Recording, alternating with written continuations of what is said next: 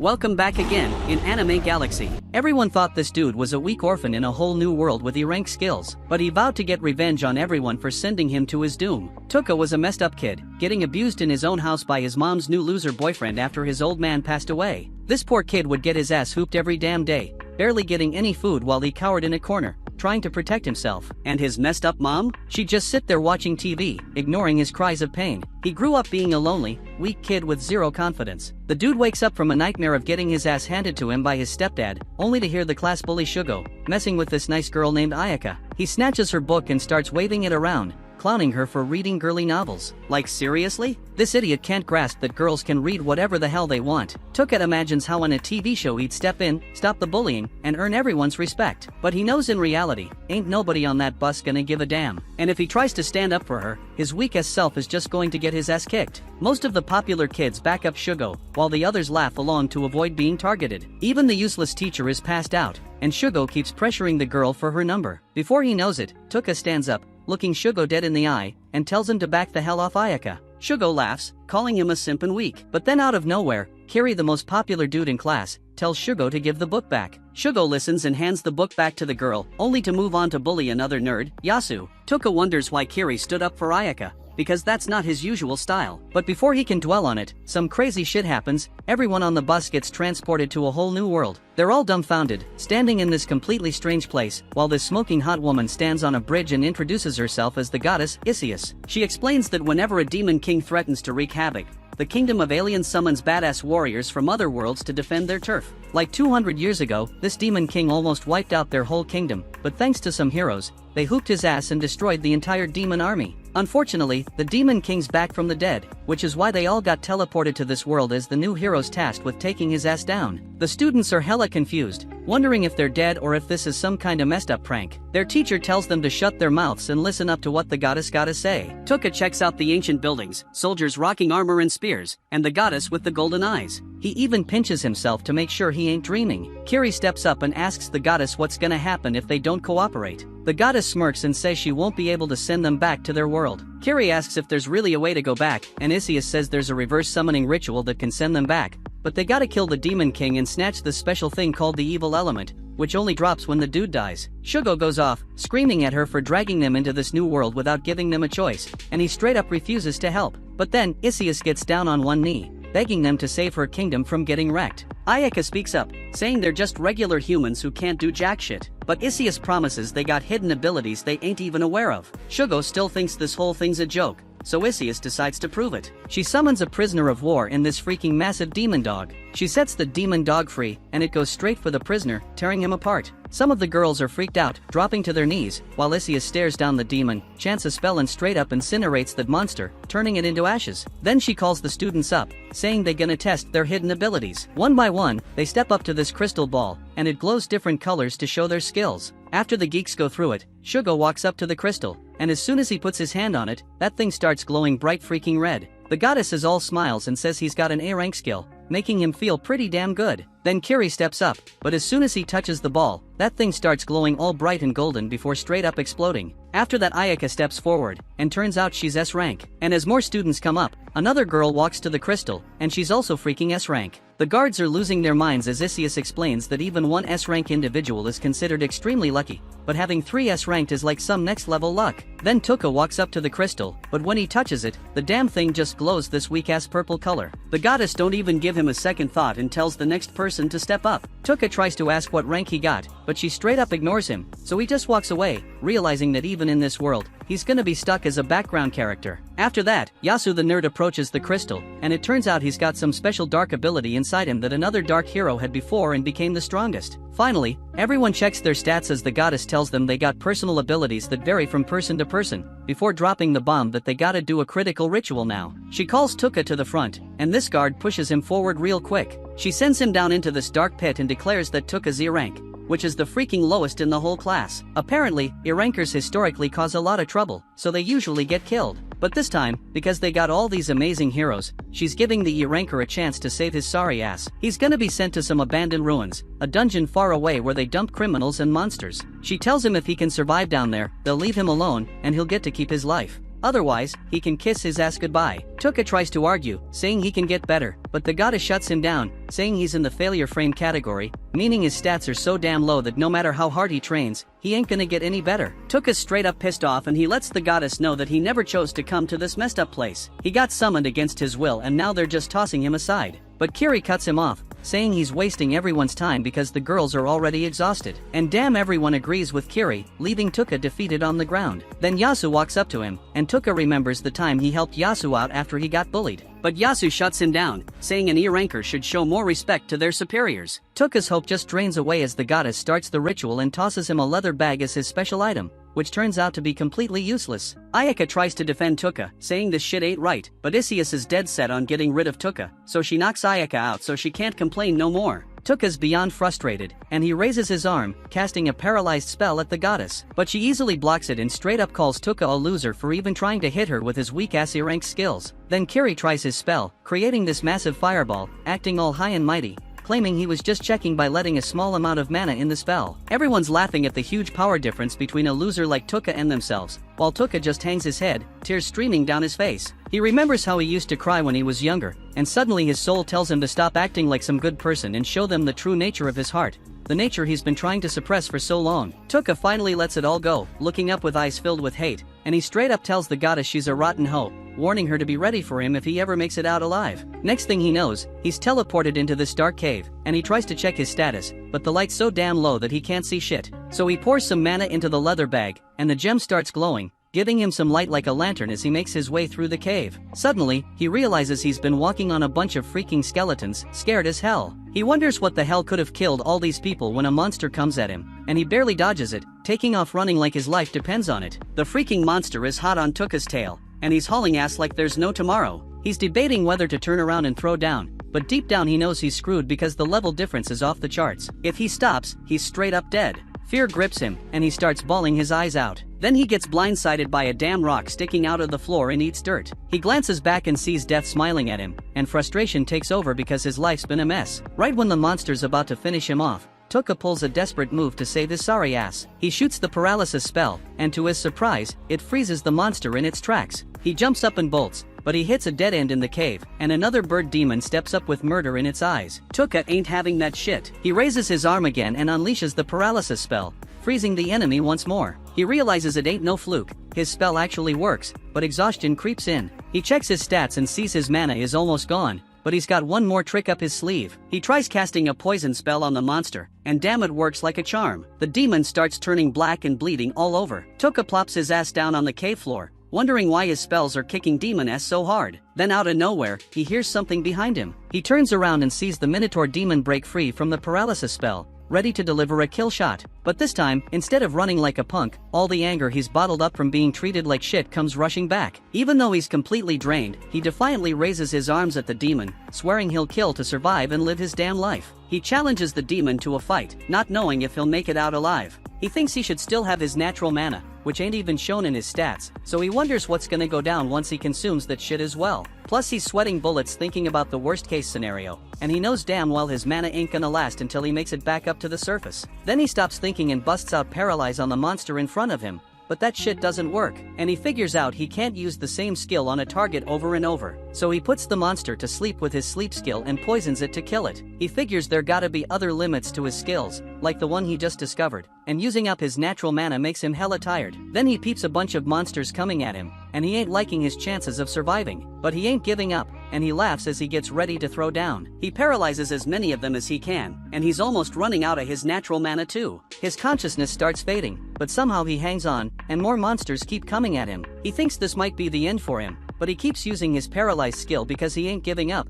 No matter how many times he uses it, the number of monsters just keeps growing. And he uses the last paralyzed skill he can manage with his non-existent mana. Just when he's losing all hope, he gets a notification saying he leveled up to level 258, and he uses Paralyze to quickly take down the monsters in front of him. Then he finds out the monster he poisoned earlier straight up died, and that shit gives him a huge burst of experience. He's stoked he can keep fighting and keeps paralyzing all the monsters in his line of sight. His paralyzed skill levels up because he's been using it over and over, and he wonders if he can learn new skills by leveling them up. He sets the thought aside for later because right now surviving is what matters the most, and he finds out he can now target multiple monsters at once, so he then paralyzes all of them and thinks the goddess might be the only one his paralyzed skill doesn't work on. He adds with a cocky smirk, thinking that he's been crushing it in the dungeon with a flawless 100% success rate, and he notices that he can't reach the monsters in the back, which tips him off that his inflict status ailment skill has a limited range. He figures out he can't stack the same skill on a single monster, so he poisons all the paralyzed monsters. This levels up his poison skill too,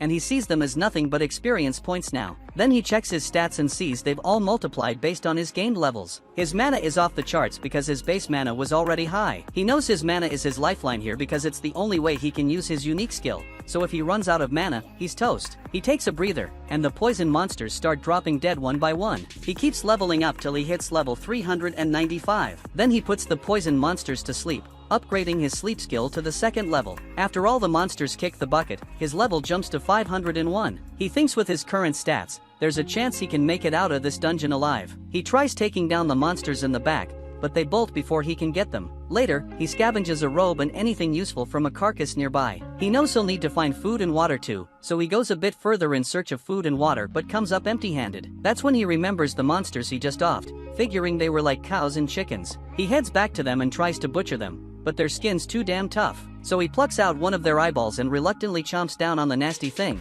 but it tastes like garbage and he can't stomach it. He's running low on strength and starts wondering if this is how he's gonna die. But then he notices the gem on his leather bag has turned partly purple. He channels his magic into the bag to restore the gem to its normal state, but suddenly he feels the bag getting heavier, and he discovers a bottle of cola and a pack of jerky inside, and he chows down, feeling like he's been saved. He ain't sure if the bag will produce more food though, so he spends the next few days trying to find his way out of the labyrinth. A few days later, we spot this dude surrounded by a bunch of monsters that he straight up paralyzed and poisoned. Homeboy's just chilling, waiting for them to kick the bucket, and once they're dead, he levels up like crazy. He looks at the scene he created and damn, it's like a freaking massacre. Shit gets real for him, and he starts bawling, because he realizes the messed up stuff he's capable of. He remembers back in the day when he was a kid, thinking about killing his parents for treating him like trash. But his uncle and aunt swooped in and saved his ass, giving him a normal life and teaching him how to be kind and empathetic. He thought he had become like them, but now he knows he was just acting. He realizes that even after witnessing the bloodbath in front of him, he feels nothing. He's even scared of his own damn self,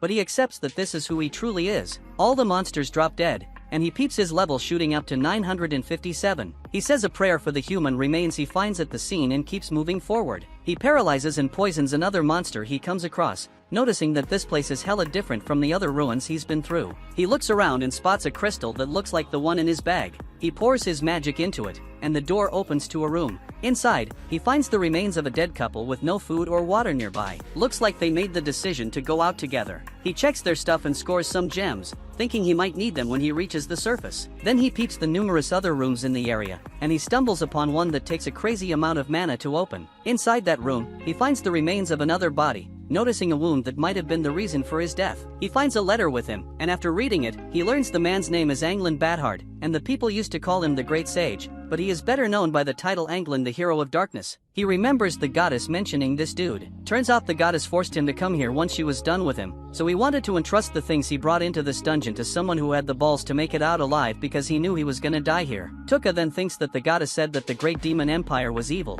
but she is even worse, and he ain't all that different from them either, so he thinks this gonna be a three-way battle between the forces of evil. Then he finds a book of forbidden arts among the Dark Heroes stuff. He peeped that the book had recipes for magic tools and medicines, so he knew that gonna come in handy down the line. He also stumbles upon a scroll of forbidden magic, but he can't read it. Dude is sure it has some powerful magic inside though because even the legendary sage went all out hiding it away. This might just be his secret weapon against the goddess if he can crack the code. Before he bounces from the room, he notices a page in the book written in blood. It warned Tuka to watch out for the Soul Leader because that's what took out everyone here. Then we see Tuka continuing his journey in the ruins. After a while, he spots a massive gate and figures it might lead to the surface, but he gonna need some crystal to open that door. He realizes that the Soul Leader must be holding that crystal, so he checks his stats before picking a fight with that monster. Right now, his level is sitting at 1229. He thinks that should be enough firepower, and he hopes his unique skill gonna do the trick against the Soul Leader. Then he spots a face sporting the crystal he needs right on its forehead,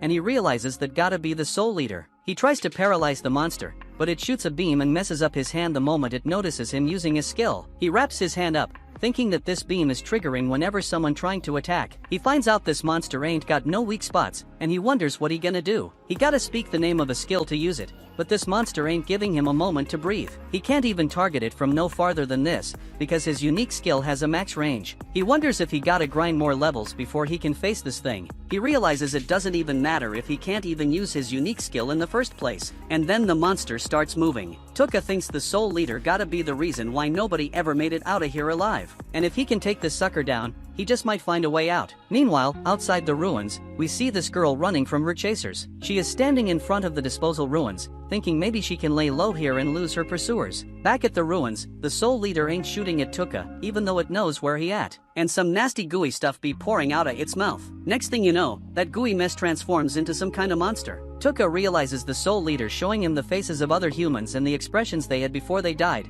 and it looks like the monster amusing himself to see how Tuka reacts to this. So he thinks this thing has some messed up tastes. Then the soul leader sneaks up on Tuka by busting through the wall next to him. Tuka then paralyzes the human-like monsters, but he can't bring himself to poison them because they look too damn human. And he thinks that he hasn't fallen so low that he gonna kill humans with his horrible poison skill. The soul leader enjoys seeing him all conflicted, so it makes him more human-like monsters. Tuka tells them to back off and keep their distance, and he starts crying thinking he doesn't want to lose his humanity. But the monsters ain't listening, they swarming him from all sides. He notices the soul leader being hella thrilled to see him in despair, so it thinks it has found the ultimate prey. Tuka still begging the human-like monsters to stay away while the soul leader enjoying the show. He calls out for someone to come save him, but ain't nobody answering his pleas. Then Tuka notices the soul leader's emotions being at their peak, so he paralyzes it. He explained that he had been waiting for it to let its guard down, and he was glad the monster never caught on that he didn't lower his arm through this whole mess, so he was ready to strike whenever. He mentions how the folks who think they are superior always drop their guard around those they see as weak, and that is their biggest weakness. Tuka's paralysis skill is leveling up to 3, and he straight up tells the soul leader that all his hesitation and fear was just an act. He explains how he has been trying to act as harmless and normal for years. Dude even fooled himself so much that he forgot who he truly was. Without a single hesitation, he straight up poisons the human-like monsters. He ain't holding back even if they look kinda human. He actually glad he had the weakest stats up in the ruins, and all the monsters here underestimated him, and that's why he managed to stay alive through it all. He can't even believe that the almighty soul leader got taken down by someone sent here to be disposed of, and watching that soul leader act all high and mighty really ticks him off. Soul leader trying to make a move, but it's futile. Tuka notices that soul leader taking damage trying to move while paralyzed, so he poisons it, and that levels up his poison skill to level 3 as well. Then he uses sleep to knock the human-like monsters out cold, and once that soul leader kicks the bucket, it frees all the souls it gobbled up till now. Everybody's spirits be showing gratitude to Tuka for saving their asses, and the dark hero tells him to seek revenge on the goddess in his name, then they all vanish into thin air. Tuka thinks he ain't bound by no obligation to fulfill that request, but it's all good because he planning to get his revenge on the goddess regardless of what they say. He snatches that crystal off the soul leader's head, using it to open the gates of the ruins, and finally he makes his way out of there. In the forests outside the royal capital, the rest of Tuka's crew is out there hunting demons to level up. Shugo is chasing after a demon dog with a sword, Kiri burning down monsters with his 6 skills, and he hits level 18 like a boss. Over in another spot, that nerd Yasu who has a messed up personality, was burning monsters with his dark flames and laughing at their cries. But far away from them, there's this shy and innocent girl named Koba who can't bring herself to kill no monsters. But this bully chick Asagi is telling her that if she doesn't kill them, she gonna lose her life because it's the first test from the goddess. Asagi keeps Koba on a tight leash and says the class gonna fall apart soon, with all these selfish peeps formatting factions. Asagi, being a B rank, plans on creating her own crew with the girls who gonna follow her lead. She knows Koba is only a lowly D rank, so she ain't gonna be accepted by Kiri's crew or the other powerful factions. Even Ayaka can't take her in because she is about to die soon. Koba starts freaking out, but Asagi tells her to quit worrying about the small stuff. She just wants Koba to be her cute little pet, and for that, she got her faction to trap a monster so she can finish it off easy. Asagi tells Koba she gotta kill that monster in Passisius's test, or else she gonna end up like Tuka. Koba doesn't want to kill any helpless monster, but Asagi keeps pushing her, practically forcing her hand. Eventually, Koba gives in and kills the monster, but that act of violence leaves her feeling crushed. She starts crying, thinking she couldn't help Tuka like she wanted to. Ayaka finally snaps back to reality, and that gut pain reminds her how the goddess straight up knocked her out and sent Tuka away. She wastes no time and goes straight to confront goddess Isius, who is fronting with her weak-ass acting skills. She tries to play it off, talking about how she was hurt too, sending Tuka into danger, but it's just their kingdom's policy. And then she says that the whole ritual to get rid of the weakest crew member gonna keep going, and while Ayaka was knocked out, she already sent those weaklings who couldn't even take down a single demon away too. Ayaka is fuming with hate for the goddess at this point and tells her that her way of doing things is messed up. Isius just laughs it off, saying everyone got their own opinions, but she ain't gonna bend over backwards trying to please them. But then Ayaka comes through with a slick suggestion. As an S-rank hero, she gonna hustle hard and cover for those who can't step it up. In return, she wants Isius to back off on banishing them. Isius actually agrees to the idea and asks Ayaka to shake hands, like they burying the past and starting fresh with a new perspective. Meanwhile, far away from the drama in the dark forests near the abandoned ruins,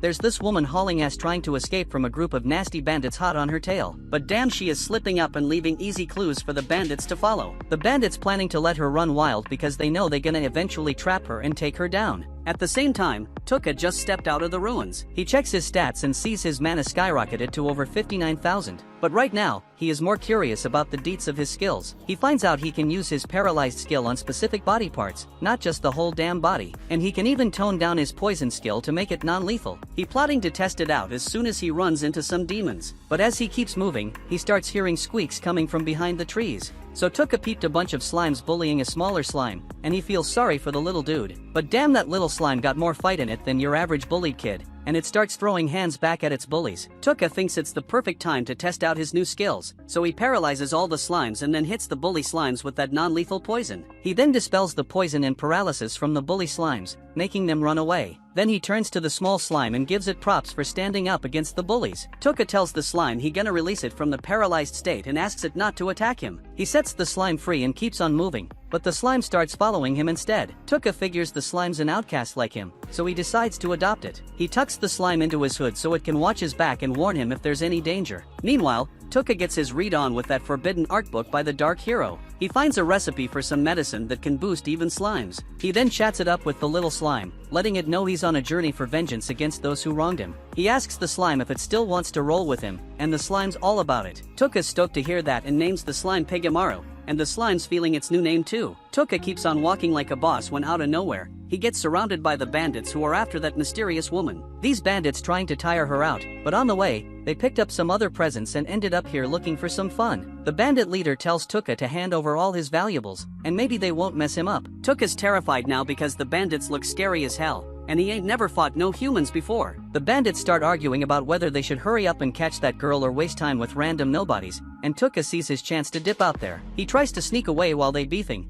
but the bandit leader ain't having it and tells him to freeze. Tuka throws his hands up and begs for his life, but that just makes the bandit even more eager to take him down. He comes charging at him, but little did they know, Tuka was just acting scared as hell. So Tuka uses his paralyzing skill to freeze the bandit leader in his tracks. Then he takes his sweet time to lay into those bandits, calling them scum because even though they are way weaker than the demons in the ruins, their evil intentions are even more intense than them. Even Pigamaru's mad as hell at those bandits, so Tuka says killing people like them won't mess with his conscience, and he's actually happy because he is getting rid of Earth's garbage. He casts a poison spell on all the bandits, and once they all drop dead, Tuka senses another presence nearby. Turns out it's the mystery girl, and she summons some spiritual armor using her tribe's special technique to protect herself. She can feel Tuka's presence too and knows someone really powerful is close, but the vibe is giving off is kinda uncertain. Now, the girl ain't taking any chances, so she starts swinging her sword around, cutting through a bush where Pigamaru was hiding. Just then, Tuka sneaks up behind her and freezes her in place. She stutters and asks what he wants, and he says he just wants info because he is new to the area and knows nothing about it. The girl asks about the 4 bandits, so Tuka wonders if they are her crew. She denies it, and he believes her because she ain't oozing that same evil intent like those scumbags. He removes the paralysis just from her head so she can talk freely, but he warns her not to pull any funny business or he'll straight up end her. Tuka steps in front of the girl and keeps it real, saying he doesn't trust nobody, especially not strangers he meets for the first time. Before he can start grilling her, the girl asks what happened to the 4 bandits. Tuka tells her he killed them all, and she can't believe it because apparently the thugs had a reputation for being hella strong. She asks Tuka if he fought them alone or had help, but he shuts her down and ain't giving her no details. The girl's got faith in Tuka, thinking he ain't a bad boy, so she decides to trust him and says she'll keep honest with her answers. Tuka's feeling her cooperative attitude and starts trusting her a little more, but he ain't ready to set her free just yet. They start chatting, and Tuka finds out he ain't chilling in the alien kingdom, but is stuck in some forest down south in the Ulza Kingdom. Dude's learning a ton of stuff, and finally, he asks the girl if she can read that forbidden spell scroll. She spills that it's written in some crazy ancient script that barely anyone can decode, but she knows someone who can. She puts Tuka onto this forbidden witch, this chick who got kicked out of her homeland because her knowledge was off the charts, and people thought she was too damn dangerous. The girl tells Tuka that if he wanna meet the witch, he gotta make his way to the Golden Demon Zone, this sketchy-ass area smack in the middle of the continent. Tuka shows his gratitude for all the dope info, and she thanks him right back for saving her from those bandits. Tuka says that the information makes it even, and the girl sends him good vibes, wishing him the best of luck. He thinks she's too damn honest and innocent for her own good, reminding him of his aunt. Anyways, he decides it's time to bounce and lets the girl know the paralysis spell gonna wear off in a few minutes, so she can go on her way. Pegimara hitches a ride on Tuka's shoulder, and they talk about how it's unlikely the girl gonna come at them once she's free from the paralysis. But Tuka tells his slime buddy to keep an eye out, just in case because you never know. And Pegimara's all about helping in any way it can. The scene cuts to the city of Mills, and Tuka's trying to get in, but the gate guards start grilling him with questions. The female guard asks if he's a mercenary here to answer the call to conquer the dungeon. Tuka plays along, saying he is, and throws in some praise about how the city's really popping. The female guard isn't feeling how he says the city's name and calls him a country bumpkin for it, but she lets him pass anyway because the Marquis wants as many mercenaries as he can get to conquer the ruins. Tuka thinks the security here is too lax since they didn't even check his luggage. He's glad things are going smoothly, and he heads to an inn to book a room. The innkeeper tells him the price, and Tuka notices the dude's giving him the stink eye. He figures he can smooth things over with some cash, and tells the innkeeper he had a long journey, so his clothes are dirty. He slips him some money and asks if he can hook him up with something to wear and show him where he can wash his clothes. The innkeeper lights up after seeing the cash and agrees. When asked, Tuka introduces himself using the alias Hattie Skull. Later, we see Tuka drying his clothes in his room, then heading out to scope out the town. He notices the city seems pretty safe, and the shops around here are typical spots you'd expect in a western fantasy town, so he wonders if any of them sell magic items. Then he finds the Adventurers Guild, but he wraps up his scouting for the day. Back at the inn, he's eating dinner and digs the taste of the otherworldly food. He notices a loud group laughing and talking. He thinks groups like this make it easy to eavesdrop and gather some much-needed info, so he finds out they're debating which knight regiment is the strongest in the country. They each name a different regiment, but in the end, they all agree the Black Dragon Knights of the Bakas Empire are the toughest, since they wiped out the Holy Empire of Ni. They mention that just 5 of their knights are as strong as an army, and they've got humanity's strongest hero, Slayer, on their side. After soaking up all the info he could, Tuka heads back to his room with some food for the slime. The slime devours it like it's the best meal ever. Tuka starts planning his next moves, realizing that his #1 priority is finding someone who can read the scroll of forbidden magic. He figures this means he's gotta track down the forbidden witch hiding in the Golden Demon Zone, or the land of the golden-eyed monsters. He also needs to brew up the monster enhancement solution for Pigamaru. He remembers those dudes from earlier talking about the labyrinth and how they found a new floor there recently. Tuka checks out the recipe for the enhancement solution and sees he needs powdered bone from a skeleton king to make it. Turns out the skeleton king chills in the mill's ruins, so he decides to join the ruins expedition. The next day, there's a huge crowd gathered around the ruins. The Marquis steps up to greet everyone and introduces himself as Lord Cred Hercley. He announces they've just discovered a new floor in these ruins and wants everyone to explore it. He says if anyone finds the Dragonite Chalice, they'll score 300 gold coins. He also mentions he'll pay good money for any other treasures they bring back and says they can keep any monster materials they find. Tuka's pumped to hear he can keep the bone powder for himself. Then the Marquis tells everyone to line up and register. While lining up, Tuka spots some annoying dude causing a scene about the cloaked girl he saw earlier. The guy's raving about how beautiful and graceful she is, wondering if she's someone famous. The girl asks him to leave her alone, but the guy won't quit, saying her voice is amazing too and guessing she might be the knight captain of some nation. Hearing this, the other mercenaries start wondering if she's Sarah Ashrain from the Holy Empire of Ni. Tuka overhears them and finds out Sarah is an elven knight captain. The annoying dude claims he's met Sarah before and she's super hot, but she treated him like dirt when he asked her out. The girl says she doesn't remember meeting anyone like him, which pisses the guy off. He glares at her and insists she's definitely Sarah. He says if she's not, she should show her ears to prove she's not an elf. He yanks off her hood, acting all cocky like he just won the lottery for revealing the identity of the Princess Knight. But then he notices she doesn't have pointy ears. Tuka confirms this is the same girl he met in the forest, and the girl introduces herself as Mist Balukas. The annoying dude is stunned and accuses her of making a fool out of him. He gets all riled up, saying he'll get his revenge, then storms off. The scene cuts to Tuka doing some shopping after registering, and he bumps into Mist again.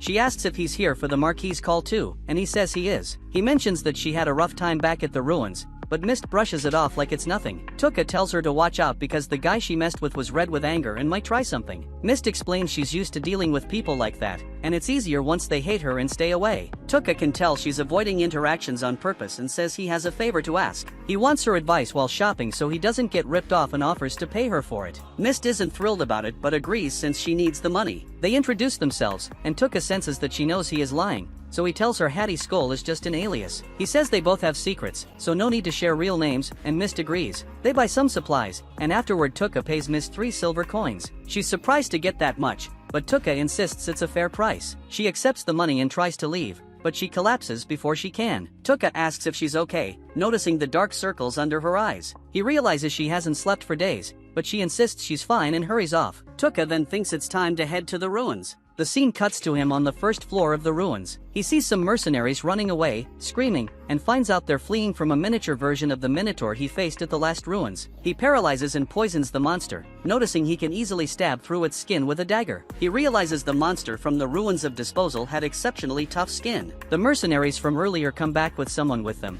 but they're shocked to see that the monster is already dead. They can't believe it only has a single dagger wound and wonder how anyone could have taken it down so easily with just a weapon like that. Tuka hears all this while keeping hidden and shakes his head at their cluelessness. After a bit, he takes a break, noticing that the monsters here aren't giving him any experience points and aren't much of a threat. He's moving at a relaxed pace when he overhears the annoying guy from before chatting with 2 other mercenaries. He finds out that the jerk is trying to recruit them to go after Mist. The guy's all worked up, saying he's not going to let her off easy since she made him look like an idiot. He reveals he's a total psycho by talking about how he's going to twist her smug face with despair and then feed her to the dungeon's monsters. The mercenaries are hoping they'll get a shot at her before that, and the jerk says they can do whatever they want with her amazing body. Tuka is disgusted by their plans, so he steps up to confront them. They're surprised to see him and wonder if he overheard everything. Once they realize he did, they think they'll have to take him out too. They figure they can blame his death on the monsters, as people die in the ruins all the time. But before they can attack, Tuka raises his hand, asking them to stop. They're amused by his plea for mercy, but they don't stop, so Tuka paralyzes them. They're stunned when they can't move, and Tuka tells them they're the ones about to meet their end. He reflects that even he's repulsed by this dark side of him, realizing it might remind him of his parents. He poisons the mercenaries, finding satisfaction in leading them to their grim fate. The annoying guy vows to make Tuka pay for this,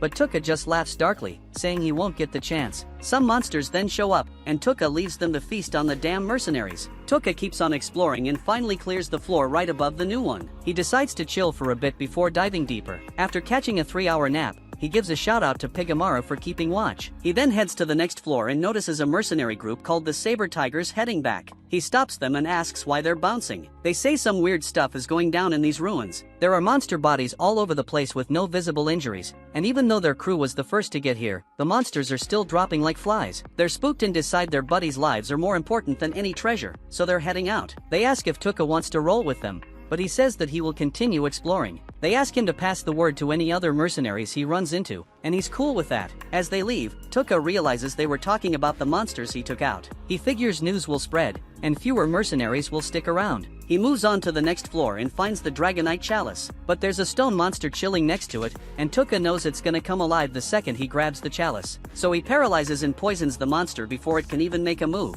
then snatches the chalice. The monster keels over, and Tuka starts thinking about what's next. He's on high alert when he senses someone sneaking up behind him but relaxes when he sees it's just Mist. She's surprised he got to the chalice first and figures she must have fallen behind during her break. Tuka offers her the chalice if she wants it and hands it over. Mist's not sure about taking something so valuable without giving him anything back, but Tuka insists he's not looking for a handout. Mist's honor won't let her take it without offering something in return, but Tuka opens a hidden door to the next floor and reveals his real goal isn't the chalice, it's a monster lurking deeper in the ruins. Mist is blown away that he knows the way to the lower floors and offers to guard him on his way down as thanks for the chalice. Realizing she's not backing down, Tuka agrees. He tells her not to pry into his business, and he'll do the same for her. Tuka also lets Mist know that he might be down here for a while and he won't be responsible if she wants to bail early. She's cool with that, and they head deeper into the ruins. Cut to Mist in action, taking down a monster with ease. Tuka's impressed and gives her props for her 6 sword skills. He then asks her about the monsters with golden eyes and those without. Mist explains that monsters with golden eyes give a lot of experience points and are prime targets for heroes from another world to level up.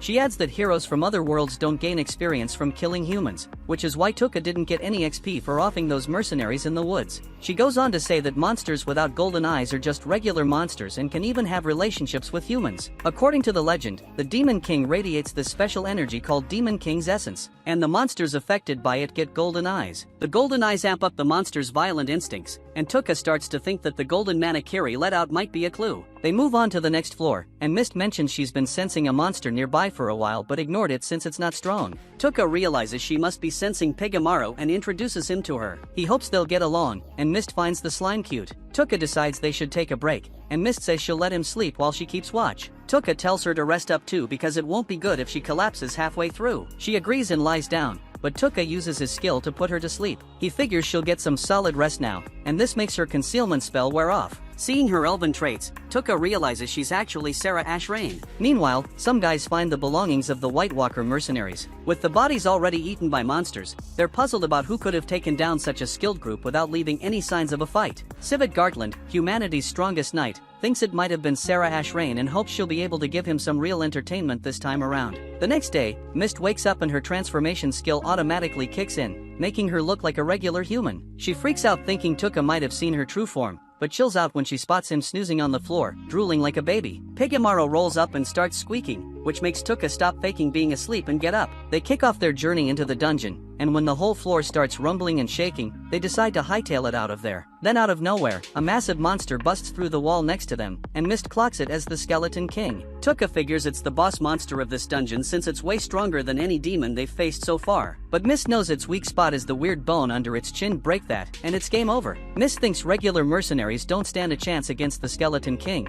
but together they might have a shot. The Skeleton King sees Mist as a bigger threat than Tuka, and Tuka's cool with that. Mist starts activating her power, telling Tuka she needs to use it to beat the boss monster but has to keep it a secret. She asks him to keep it on the down low as a special armor appears on her. Then the Skeleton King charges up an energy blast, and Mist tells Tuka that if she can't handle it, he should dip. But Tuka with a smirk steps up first, paralyzing the boss monster with his skill. Mist is thrown off by this, but when Tuka casts a poison spell on the demon, she realizes he's the same guy she met in the forest. The Skeleton King kicks the bucket from the poison, and Tuka grabs the bones needed to make the strengthening potion. He notices Mist has a ton of questions, so he promises to answer them once they're topside. As they start heading back, Pigamaru alerts Tuka about something inside the Skeleton King's body. Tuka digs around and finds a small bundle in the demon's chest cavity. It starts glowing and a strange symbol shows up on it. Inside the bundle, Tuka finds a strange egg, and since Pigamaru seems really into it, he decides to keep it. Far off from them, Tuka's classmates are hitting up their first dungeon. Some students bolt when skeleton knights start chasing them,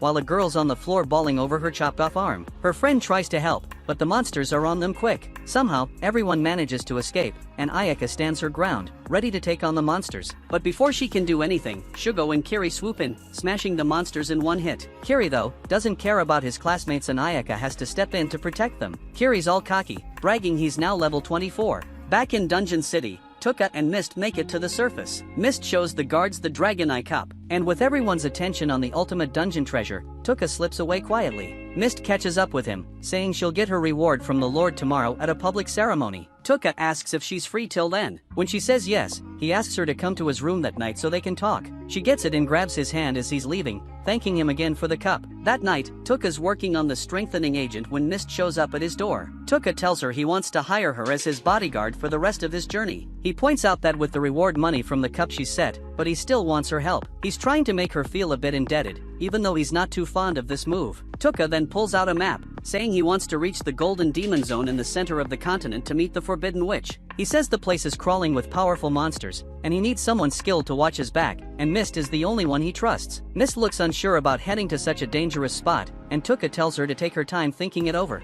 Then out of nowhere, he calls her by her real name Sarah. She answers on reflex, then realizes she's been played. Tuka says sorry but tells her he used his skill to put her to sleep in the dungeon, so he knows her secret. He says he needs her as a valuable asset, so he won't snitch on her. He knew her biggest worry about rolling with him was keeping her secret, but now it's all out in the open. Mist drops her guard too and explains she can hide her true form with the help of spirits, but those spirits require that she doesn't sleep in exchange for their power, and if she sleeps, she will go back to her original self. She then shows her real form to Tuka, saying she trusts him now. In return, he tells her his real name to even things out. She agrees to be his bodyguard, and Tuka gives her one of the blue crystals he found in the first dungeon as payment. Mist freaks out seeing it because the crystal is actually a rare item called Blue Dragonstone, which isn't even on the market anymore. Just this piece is worth more than the reward she got for turning in the cup to the Lord. She refuses to take something so valuable and hands it back to Tuka, who thinks she's too kind for her own good. He takes the stone from her and then tosses it back, saying it's hers now, and she can just throw it away if she doesn't want it. She reluctantly accepts it, then tries to tell Tuka about her past and the people still hunting her, but he cuts her off, saying he doesn't care about her past. As her employer, the only thing he cares about is her skills. The next day, while they're having breakfast, folks at the inn start talking shit about Mist leaving Tuka's room late at night. Tuka tells Mist to ignore it, then asks her what she knows about forbidden spells. She says the goddess Isius banned some ancient spells and called them forbidden. Tuka thinks if the goddess banned them, they must be dangerous for her. He thanks Mist for the info, and she blushes because it's the first time he's openly thanked her. After that, Mist heads out to get her rewards, and Tuka goes to the forest to boost Pigamara with the strengthening medicine. Then we see Mist finds herself at a party full of nobles and rich folks, feeling out of place. It's getting late, and she still hasn't gotten her reward. Then the Lord announces a famous magician who can break illusions for his guests. Mist gets worried she might get exposed, and Tuka starts suspecting something's up since she's running late. Meanwhile, Ayaka visits goddess Isius to ask about treating the girl who lost her hand. Isius says she healed the girl only because she's a B-rank hero. She then asks Ayaka why she isn't joining Kiri's group and tries to make her feel guilty for not teaming up with another S-rank hero. Despite the manipulation, Ayaka stands her ground, saying she can't work with Kiri right now. She swears to fulfill her duties as an S-rank hero on her own.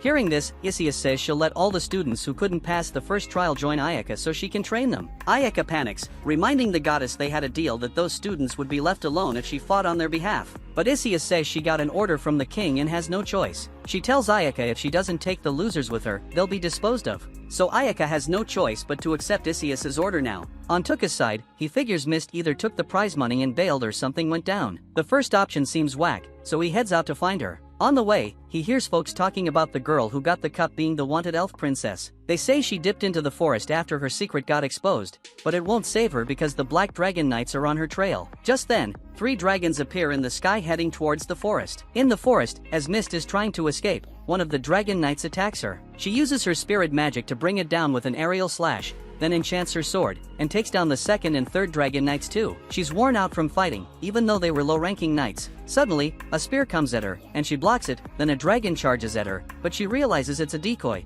and the real enemy is in front of her. She rushes ahead and clashes swords with a high-ranking knight named Gizzen, who tells her she's gonna die here. Mist can't use her spirit armor at full strength because of the illusion-breaking spell earlier. Gizzen keeps pushing her back, revealing he's got orders to kill her on sight instead of capturing her alive. But after he takes a good look at her, he decides to have some fun first. Gizzen keeps pushing Mist back, and when she loses balance and falls, he kicks her sword away and pounces on her.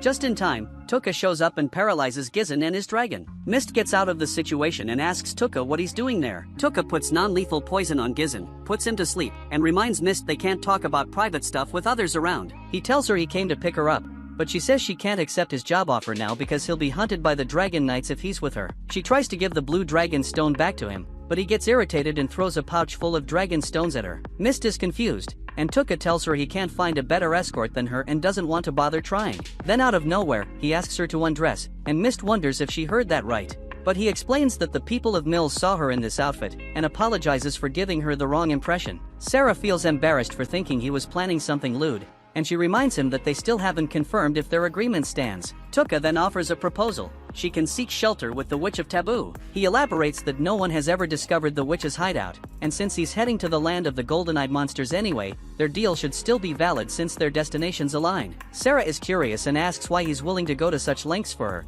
so Tuka reveals that she reminds him of someone from his past. He admits that while they don't share the same looks or personality, they have a similar vibe. He confesses that abandoning her now would feel like abandoning his aunt, and this makes Sarah realize that Tuka is genuinely a kind person. As they talk, the poison dragon dies, but Tuka notices it wasn't enough to level him up. He then releases the paralysis on Gizzen's mouth, warning him that he'll show mercy if Gizzen answers his questions honestly. Gizzen however only taunts him, mentioning that the Black Dragon Knights won't let Tuka get away with this. Tuka is unfazed and makes it clear that he has no intention of letting Gizzen get away either, but he plans to end Gizzen's suffering by disabling the non-lethal setting of the poison. Sarah then demands to know who wants her dead, and Gizzen seems amused at the thought of her reaction when she finds out. But before he can spill anything, a lance flies from the sky, killing him instantly. Tuka looks up and spots some of the Black Dragon Knights hovering in the sky. One of them stands out with white hair and red eyes, Civet Gartland, known as the strongest knight of humanity. Meanwhile, the scene shifts to the Emperor of the Holy Empire of Ni, who wakes up in a cold sweat, haunted by a dream where Sivit demanded that Sarah be handed over to him. Back in the forest, the Black Dragon Knights touch down, and Sarah notices that Sivit is accompanied by 5 of the knights, but she realizes one of them is missing. Sivit casually tells Orban that he made sure to silence Gizin, but Orban comments that killing him was unnecessary. Sivit however advises him not to get too caught up in the small stuff, suggesting that their orders likely came straight from Holy Emperor Ordola himself. Elsewhere, we see Ordola, still shaken by his nightmare. He reflects on how everything about Sarah's body reignited a fire in his withered old self, and while he didn't mind letting her escape initially, the thought of another man laying a hand on her is unbearable. He declares that he's willing to do whatever it takes to ensure she's erased from existence before him. Back in the forest, Sarah is stunned to learn that the emperor she once served wants her dead. Sivit explains to Orban that Gizin would have been a problem, so he killed him, but adds that if Gizin had somehow dodged the attack, he would have let him live. Tuka, knowing how deadly the strike was, realizes that Gizin wouldn't have had a chance even if he wasn't paralyzed. Schweitz then asks how they should deal with Sarah, revealing that their king left the decision up to them. He suggests it might be fun to pass her around among their subordinates as a reward before killing her, but Orban disagrees, pointing out that Ordola specifically asked for her corpse to be returned with her purity intact. Sarah is struggling to process what she's hearing, refuses to believe that her emperor would want her dead. But Orban coldly informs her that Ordola can't die peacefully as long as she's alive. Shattered by the revelation, Sarah is further stunned when Sivit tells her he'll give her a chance to live if she can defeat him in a duel. Matama, sensing a good show, remarks that Sarah's spirit regalia is famous, and Sivit seems eager to test it out in battle. However, just as the duel is about to begin, Sivit's attention shifts, and he becomes more interested in Tuka, sensing something unusual about him. So Sivit turns his attention to Tuka, asking about him, and Tuka immediately knows he can't afford to slip up in front of this guy. He notices that Sivit and his crew are out of his reach, and realizes that Sivit is even more dangerous than he initially thought. But instead of panicking, Tuka grins. Tight situations like this always get his blood pumping. Playing it cool, he casually asks if he can have a word with Sivit. But first, Sivit wants to know his name. Tuka throws out the name Hattie Skull, but Sivit isn't fooled for a second. He knows there's got to be some reason behind the alias. Schweitz then wonders aloud why Sivit is even bothering with this guy, and Sivit explains that it's odd this dude isn't even a bit scared, despite standing in front of the infamous Black Dragon Knights. Instead, he's just waiting for the right moment to strike. Schweitz is taken aback by this revelation, and Sivit continues, saying that anyone who's aware that one wrong move could end them but still wants to talk has to be someone worth paying attention to. Tuka realizes that Sivit's no fool and knows he needs to tread carefully. So, he asks Sivit if he's looking for a worthy opponent, and when Sivit confirms it, Tuka points out that it's strange, considering there are plenty of superhuman opponents out there. He even mentions the goddess of Alien, to which Sivit agrees, adding that Bakas and the kingdom of Alien have strong ties. Sivit admits he's holding out hope for the heroes summoned by the goddess, as their blessings allow them to reach their full potential quickly. He's convinced that these heroes will one day be worthy foes, and he's just biding his time for that moment. Tuka realizes that Sivit's sole desire is to find an opponent who can match him. Sivit then turns to Sarah, casually telling her that she's no longer of interest to him. He coldly mentions that he'll deliver her severed head to Katlia, the princess of Ni, leaving Sarah horrified. But Sivit isn't done. He tells her not to act so high and mighty, reminding her that she's the reason Bakas suddenly switched sides and invaded Ni in the first place. Sarah is stunned by what she hears, and Orban drops the bomb that Bakas obliterated Ni because the goddess demanded Sarah be handed over, but the Holy Emperor refused. While this conversation unfolds, Tuka's wheels are turning as he hatches a plan to save his skin. He turns to Sivit and asks if he's really searching for a foe who can genuinely put his life on the line. Sivit confirms that he is, and Tuka boldly claims that he'll become that very foe. Sivit raises an eyebrow at this, intrigued, and then Tuka drops the real bomb. He's a hero summoned by the goddess, revealing his true name. Everyone, including Sarah, is shocked to hear this, and it definitely grabs Sivit's attention. He wonders what a hero like Tuka is doing in a place like this. Tuka knows he can't outright lie, not to someone as sharp as Sivit, so he spins a story close to the truth. He explains that he holds a unique position among the heroes, which is why he's acting independently. Sivit's curiosity deepens, so he asks why Tuka is going solo. Tuka replies that he's in a league of his own, and because of this, he's been granted the freedom to do as he pleases. Sivit is taken aback, impressed that even the goddess acknowledges Tuka's potential, and he wonders what Tuka wants from him. Tuka then makes his move, asking Sivit to spare him for now, promising that one day he'll grow strong enough to kill him. Tuka doesn't stop there. He vows to even trample the goddess herself if that's what it takes. Sivit, intrigued by Tuka's boldness, asks how he plans to get stronger. Tuka explains that he's heading to the land of the golden-eyed monsters, walking a path different from the other heroes, a path the goddess has allowed him to take. He assures Sivit that he plans to return one day, not to disappear but to settle the score. Sivit, intrigued by Tuka's determination, agrees to let him go, looking forward to their future battle to the death, and he tells Tuka to leave. Sivit then mentions they'll also leave once they deal with Sarah, but Tuka steps in again, saying that wouldn't work for him. He explains that he needs Sarah to safely navigate the land of the golden-eyed monsters. Sivit is surprised by Tuka's audacity, that he would take Sarah with him without the goddess's blessing. Tuka tells Sivit that it doesn't matter to him whether the goddess approves or not, he's going to use Sarah to become stronger himself. Sivit likes the sound of that twisted ambition and decides to spare both of them, which shocks the other dragoons. Sivit casually mentions that they can always kill her later, and when Orban tries to argue, pointing out that Tuka might disappear, Sivit shuts him down with a chilling command to stay quiet if he wants to keep breathing. Orban is terrified now and immediately backs down. Sivit then orders Schweitz to inform the last of the 5 dragon knights about the change in plans, and they all prepare to leave the forest. But just as they turn their backs, Tuka makes his move. With a swift motion, he paralyzes them all, causing the dragoons and knights to collapse onto the ground. Tuka, now standing over them,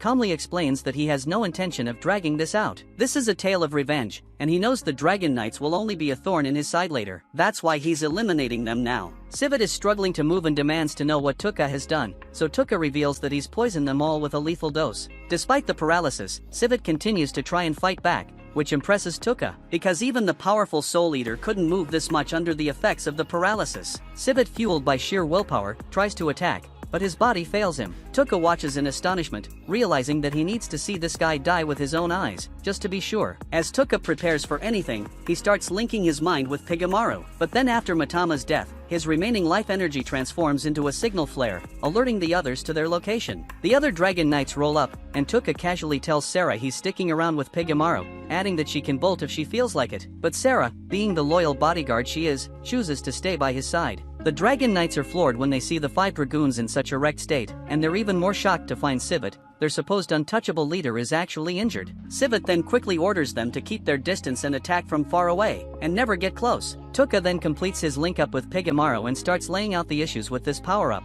It takes time to activate, and it drains his mana like crazy. So this power, amped up by the monster-enhancing solution, is only good for short bursts of combat, but that's all he needs. Pigamaru's slimy arms shoot out, extending Tuka's range, and he paralyzes and poisons the dragon knights in the sky one by one. Then he makes the remaining 3 black dragon knights fall asleep, leveling up his sleep skill to level 3 and unlocking the ability to induce Berserk, Darkness, and Freeze effects. Tuka tests out these new powers. Berserk makes his enemies go wild with violent urges, and he figures it's a perfect combo with Paralyze to finish them off faster. Darkness blinds them completely, making them stumble around helplessly. He doesn't feel a shred of guilt as he tortures them. After all, these guys were planning to do some sick stuff to Sarah. 2 dragoons die during his experiments, and when all the poison dragons finally kick the bucket, Tuka gains even more levels. But to his surprise, Sivit is still hanging on, demanding to know who the hell he really is. Tuka simply replies, "Just an Avenger," before Sivit succumbs to his injuries and dies. Later, Tuka tells Sarah that she should be able to cover her tracks now, and she thanks him for the help. She notices the gentle expression on his face and asks about it. Tuka admits he's thinking about someone gentle, which is why his demeanor has softened. Sarah then brings up the last of the 5 dragoons, the one known as the Hero Slayer. Tuka recalls noticing that the dragons ridden by the 5 dragoons were different in size from the rest. Sarah confirms this, but Tuka reassures her that there's nothing to worry about. He already crushed that guy when he ran into him before they met up. Sarah is shocked that he took down the Hero Slayer so easily. Meanwhile, we cut to Ayaka checking her stats. She's frustrated that she still hasn't awakened her unique skill, and the other heroes are with her, waiting for the goddess. Instead, Nayet and Kiki Pat, a follower of the goddess, shows up and informs them that she'll be training them since the goddess is busy. Shugo, not thrilled about taking orders from someone smaller than him, challenges her to a fight. But in the blink of an eye, she completely humiliates him, leaving no doubt about her capabilities. She tells the group they'll head back to the capital soon and enter the next stage of their training. Back in the forest, Tuka has filled Sarah in on everything that's happened since he arrived in this world. He's dead set on using his power to crush anything standing in the way of his revenge. Sarah, now knowing the truth about her nation's destruction,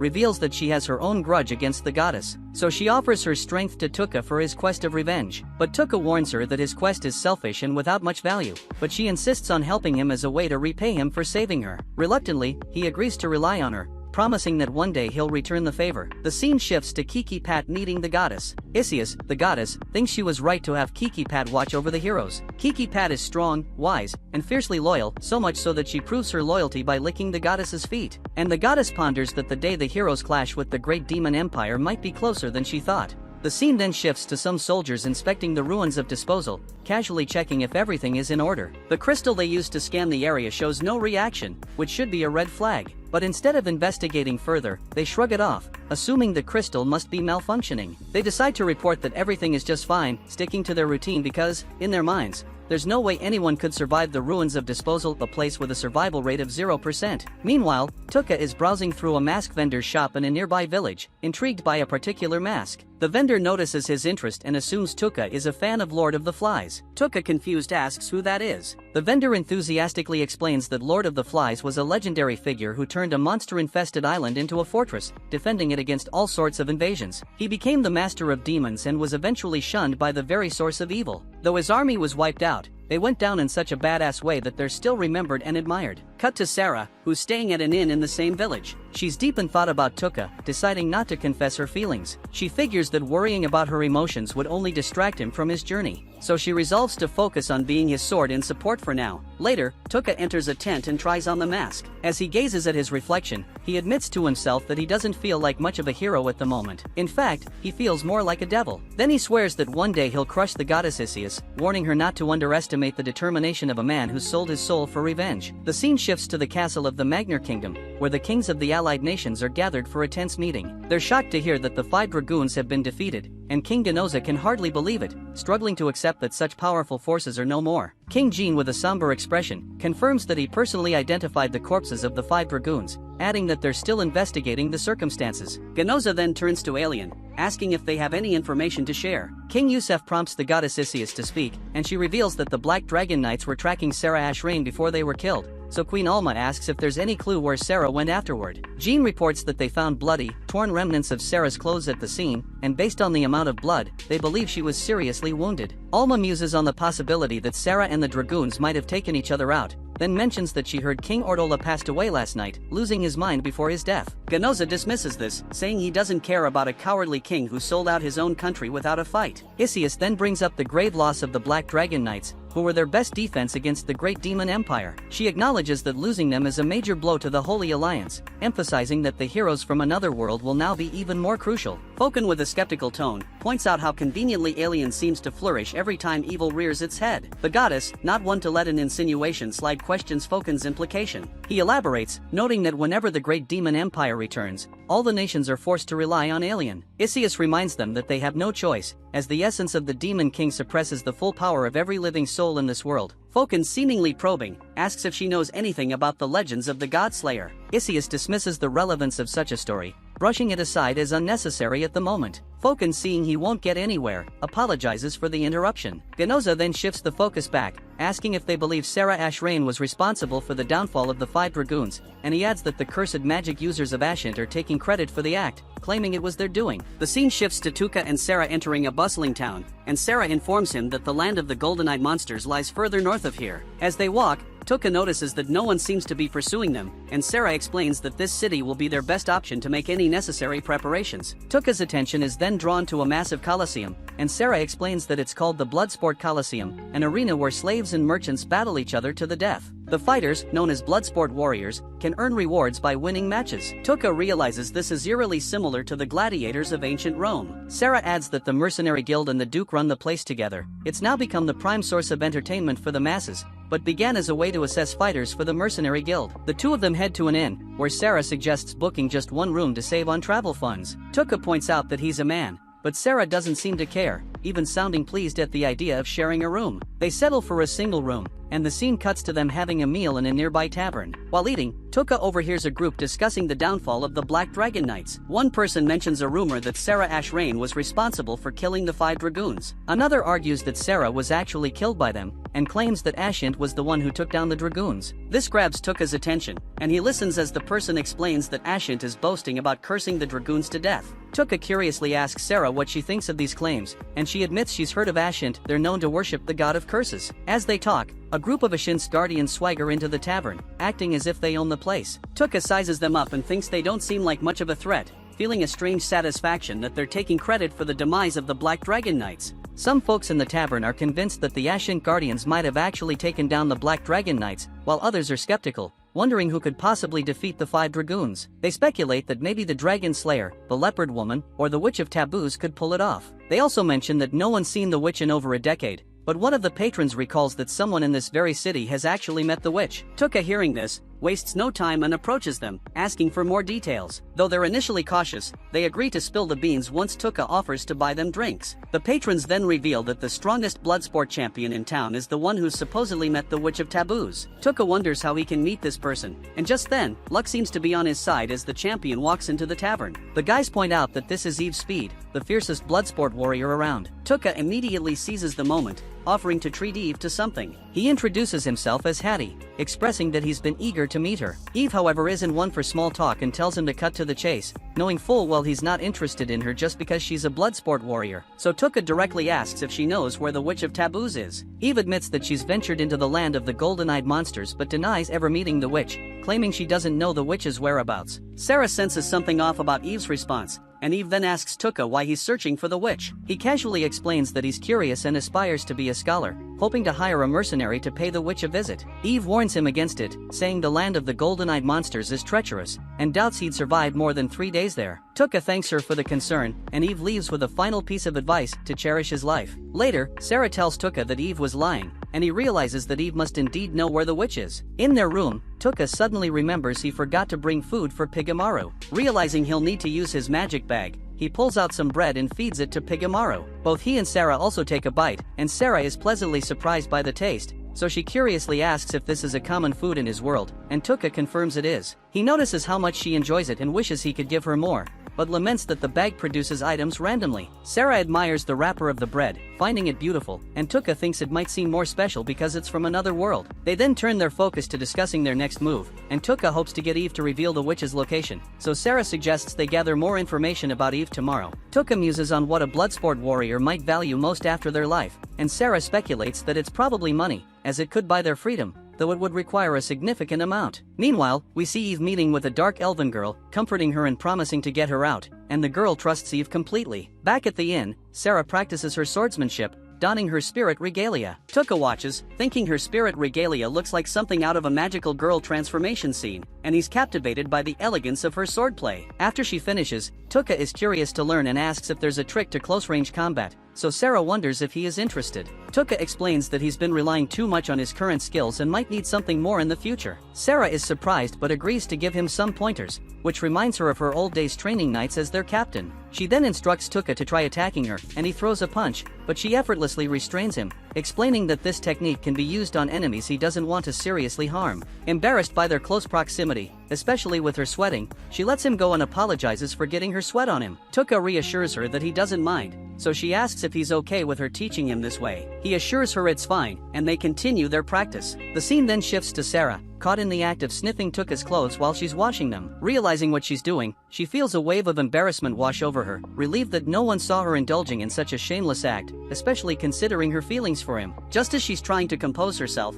Tuka appears out of nowhere. Panic sets in as she wonders if he sees her just now, so she tries to play it cool and asks him what he wants. Tuka, oblivious to her inner turmoil, mentions that his clothes were missing, and she explains that she took them to wash along with her own. He's surprised she's okay with doing that, but she reassures him that she's used to washing clothes. Later that night, while Sarah is peacefully sleeping, Tuka finds himself wide awake, diving into some books. He can't help but notice how serene and gentle Sarah looks in her sleep. He reflects on how she's been bottling up all sorts of emotions just to be his sword, and he feels a surge of gratitude for her dedication. She suddenly wakes up surprised to find him still awake, so Tuka says that he couldn't fall asleep, and Sarah immediately reaches for her herb pouch. She shows him a selection of herbs and explains that each one has different effects. Some help with sleep, while others can invigorate and energize, leaving a person feeling, well, a bit too excited. Then her face flushed with embarrassment after realizing how that might sound, so she clarified that she didn't mean anything by it. Tuka knows this and takes out some cubes to make soup, intending to mix in the herbs. As they prepare the soup, Sarah samples it before adding the herbs, noting how delicious it is even without them, and adds that this is an excellent portable meal in itself. But then in her flustered state, she accidentally pours the wrong amount of herbs into her soup. Tuka, noticing this, offers to drink it instead, but she insists on taking it herself. They both sip the soup, and Sarah finds it oddly refreshing. Tuka however is puzzled since the herb should have made them sleepy. That's when Sarah realizes, with growing horror, that she used the herb meant to make someone energized, and also she drank a lot. Tuka sees the silver lining as he can stay up and read even more now. As he's reading, Sarah, feeling the effects of the herb, asks if there's anything she can do for him. He gets too hot just by looking at her, but he manages to tell her to get some sleep since they need to gather intel the next day. She then asks if he's resistant to temptation, and he admits that for now, he is. His thirst for revenge is so overpowering that it overshadows everything else. He explains that once his revenge is complete, he might be able to focus on other things, but until then, he's stuck with this curse. Moved by his determination, Sarah vows to do everything in her power to help free him from this curse, and he tells her he's counting on her. The scene cuts to them at the Colosseum the next day, and after some digging, Sarah fills Tuka in on Eve's backstory. Eve was originally a slave, sold to the Colosseum by her slaver, and she became a sensation from the start because leopard men are a rare sight after all. And in her 3-year record, she hasn't lost a single match. Tomorrow is her final fight, and she's already earned enough to buy her freedom. Tuka realizes that this makes it tricky to use money as leverage, but Sarah adds that Eve actually earned enough to buy her freedom 2 years ago, but she kept fighting to save someone else. Tuka learns that it's a child Eve is trying to free, and Sarah also reveals that most of the previous Bloodsport champions have met their end during their final match. Tuka's heard whispers about this too and figures it's because they get thrown against an impossibly tough opponent. But Sarah shares a darker rumor that the Duke who runs the Colosseum rigs these fights to put the champions at a disadvantage. Tuka amusingly thinks that this could be the gap they need, and meanwhile we see Eve gearing up for her fight. Sarah asks Tuka whether there are any chances for Eve to survive, but Tuka with a grim expression insists that the Duke would never let her live, and will definitely try to kill her off with the introduction of a new fighter, one who will soon become everyone's favorite. Sarah is shocked at this and asks what they will do tomorrow, so Tuka without hesitation responds that they don't have to wait until tomorrow, they are going to make their move today itself. Later that evening, Tuka ends up tracking Eve down into a dark alleyway and steps in front of her, blocking her path. Eve looks confused and asks what he wants, and she adds that she already told him that she had never seen the witch. Tuka doesn't buy it for a second and immediately tells her he knows that's a lie, but Sarah confirms it isn't. Sarah then walks in, saying they know she is hiding something, and Tuka cuts in, bluntly telling her to cut the crap and come clean. Eve instantly takes a defensive stance, her hand reaching for her sword, but Tuka quickly tells her to chill out, assuring her they only want to help. Eve, still suspicious, keeps her hand on the sword while Tuka continues, explaining that the Duke is planning to have her killed in the match tomorrow, and he emphasizes that this would be a huge problem for them, as they need to find the location of the witch. Tuka then directly asks Eve if they should kidnap the girl she's hiding and get her out of this slave city tonight. Eve gets furious at this suggestion and threatens to cut their hands off if they dare lay a finger on the girl, but Tuka tells her to rest easy and reassures her that they mean no harm, they're just here to help. Sarah then chimes in stating they know she has been fighting these past 2 years solely for the sake of the little girl Lisbeth. Eve then realizes these two really do know everything about her, so she takes a breath, calming down slightly. Admitting that she can't just turn away from the fight tomorrow, she feels she has no choice but to participate. Tuka asks whether they should take Lisbeth away to safety, but Eve firmly replies that if they don't follow the city's rules and try to run, bounties will be placed on their heads, and they'd be hunted by soldiers and assassins for the rest of their lives. She confesses that she might have considered running if she were alone, but with Lisbeth by her side, she can't take that chance. Tuka insists again, suggesting he could take her to the safety of the Golden Zone where the witch lives, a place no one dares to enter. But Eve shakes her head, saying even he wouldn't make it through the zone itself, it's way too dangerous. Tuka however makes a promise, no matter what happens, he will make sure Lisbeth stays safe. Eve weighs this option and looks at Sarah, instantly sensing her experience in martial arts, then turns to Tuka and asks what he's capable of. Tuka with a casual shrug, tries to downplay his skills, claiming he could defeat the Skeleton King without much trouble. Eve smirks and acknowledges that while a Skeleton King is a tough opponent, it's nothing compared to what he'd find in the Golden Zone. Tuka replies with a grin, revealing that he's the one who took down the Black Dragon Knights. Eve laughs and dismisses him and says that a weakling like him couldn't handle even the weakest Dragon Knight. But Tuka doesn't flinch, he raises his arm, and before Eve can even unsheath her sword, he activates his paralyze ability, freezing her body completely,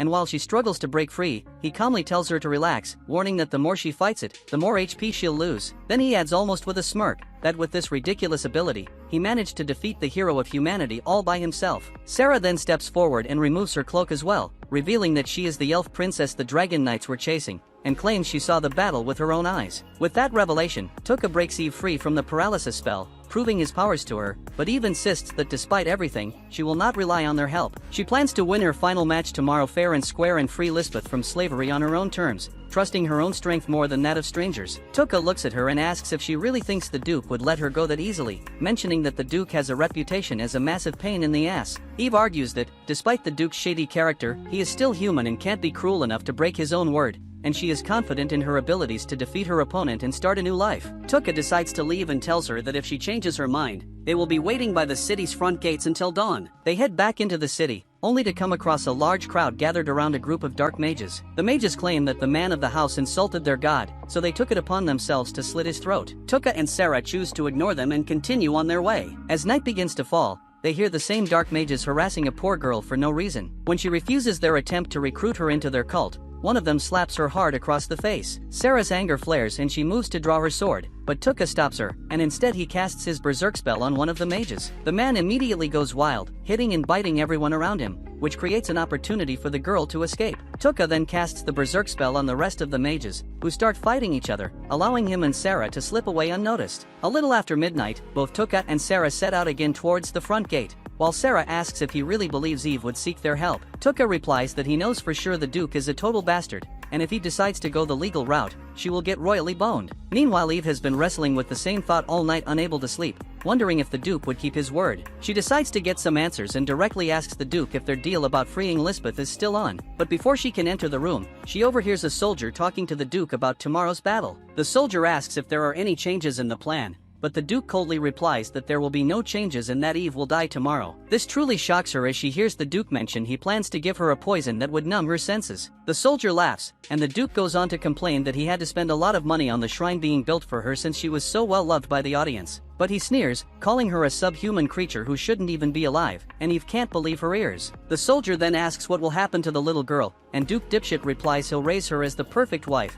and if that doesn't work out, he will just pimp her out for a lot of money. They all start laughing while Eve clenches her teeth, then returns to her cell, finally coming to a decision. As she's leaving, a man named Muji calls her, saying he's eager for their fight tomorrow. She says it's good, and as she turns to leave, Muji's assistant rushes in and tells him there's a problem. Eve then grabs her cloak and heads toward the main gate, where she finds Tuka and Sarah waiting. Tuka is surprised to see her so soon, but she replies that the Duke is indeed a filthy animal who can't be trusted, so she'll take Tuka's offer and run away. Tuka states he wants something in return, and Eve agrees, saying she will reveal the location of the witch and even enter the Golden Demon Zone with them. That settles the deal, and Tuka gets ready to kidnap the little girl. Meanwhile, on the other side of the city, the Dark Elf is working in a tavern, cleaning up tables, while the fat owner storms out of the kitchen, screaming at her to move her hands faster. The poor girl tries her best to pick up the pace, but the fatty with less than a brain cell starts hitting Lisbeth for absolutely no reason until the little girl falls to the floor, laughing at her misery. Lisbeth struggles to hold back her tears, trying to stay strong as she remembers how brave Eve is and takes comfort in that thought. But the fatty with no reason at all starts screaming in her ears again when suddenly the door slams open, sending the fat ugly piggy sprawling to the ground. Eve storms in, furious at the fatty for treating Lisbeth like that, and draws her sword. The fatty instantly drops to her knees,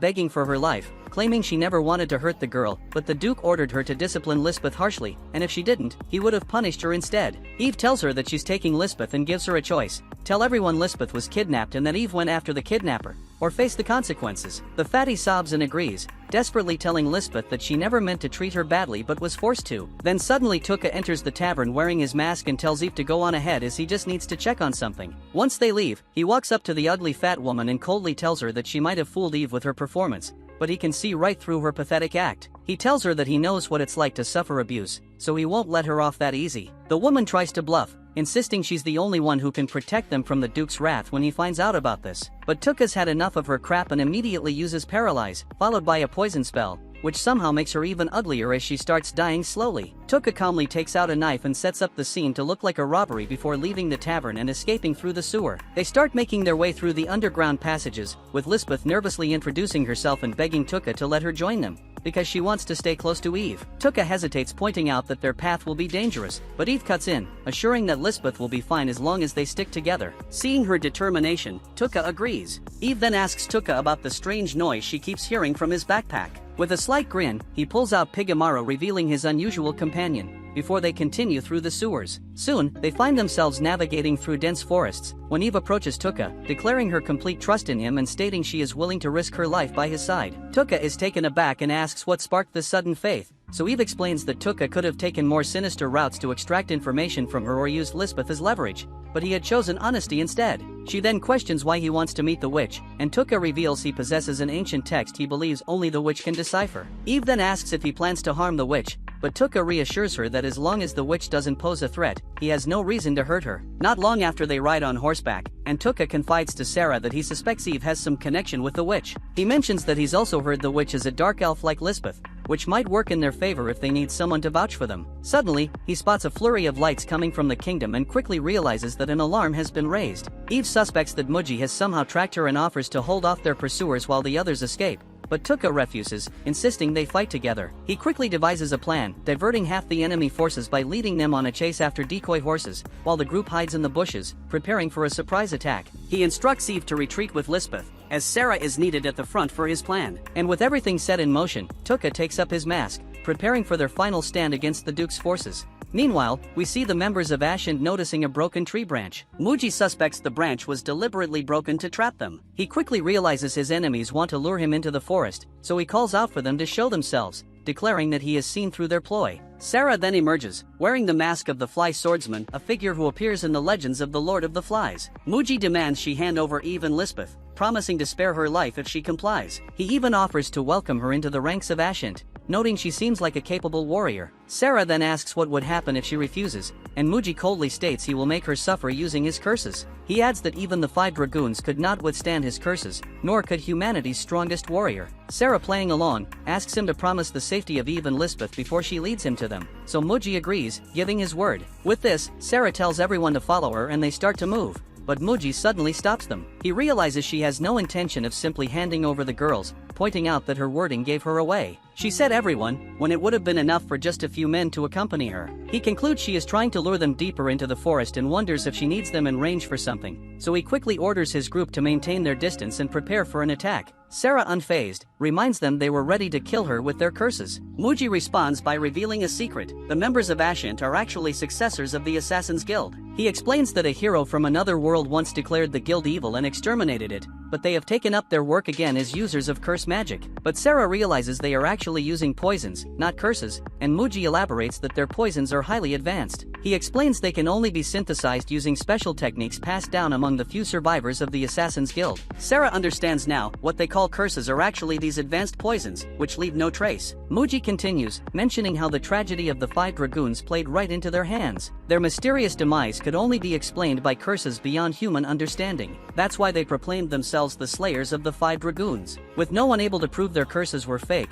people chose to believe them, and he adds that in a world without proof, the loudest voice wins. Then when Sarah asks him about his ultimate goal, he explains they plan to use Duke's wand to carve out a central role for themselves in the nation, so she realizes they intend to assassinate anyone who gets in their way. Muji then reveals that his ultimate aim is to take over the entire country for himself, and he demands to know where her other allies are. Sarah calmly replies that she is the only one accompanying Eve and Lisbeth, but Muji seems skeptical. So to make him believe her, Sarah takes off her mask and reveals her identity, stating that she is the one who survived facing the 5 dragoons. Muji then realizes she is Sarah Ashrain, and wonders if she is truly the one who killed the 5 dragoons. Sarah replies that she might have, but Muji scoffs, refusing to believe she could have defeated humanity's strongest warriors. He then introduces the man who was supposed to fight Eve in her final Bloodsport match, naming him as Belgar. He also introduces Belgar's brother Varragan, and declares them the strongest siblings in Ascent. Muji adds that they had a younger brother who was part of the White Walkers group that had been chasing her, and now Belgar and Varragan are eager to take revenge on her for their brother's death. Muji then asks Sarah what she plans to do next and reveals that his subordinates have already surrounded her. He explains that the ones she sees now are just a decoy, while others from their group have circled around, masking their presence. He then tells her not to worry, saying he won't kill her because she has a pretty face and he'll take his time enjoying her instead, and then he commands her to bend the knee right where she stands. Sarah listens, and Muji smugly adds that one day he might grant her the honor of bearing his child. Sarah thinks to herself that it's time for Tuka to act. At that moment, Tuka uses a blinding flash to disorient everyone. We see that he has merged with Pegamaru and uses his tentacles to paralyze all the members of Ascent. He thinks they must not have expected him to have a long-range attack like this, and Muji, confused, wonders where their other forces are. Tuka tells him that he has already taken out all 15 of them while Muji was busy talking, and then he poisons them all. He reveals that Muji was clever enough to notice Eve's intentions and that he would suspect the broken branch was a setup. Tuka predicted that Muji would avoid entering the forest, fearing a trap, and that's why he instructed Sarah to pretend to lure them in. He deliberately tipped Muji off, making him feel in control. This is what caused Muji's overconfidence and paralyzed his ability to analyze the situation. As the poison takes effect, Muji and the others fall. Sarah remarks that everything went exactly as Tuka planned, and he thanks her for playing along with their little charade. He notes that Muji's mistake was not considering the possibility of a more elaborate plan, and then he tells Sarah to go back and update Eve on the situation. As Sarah leaves to do so,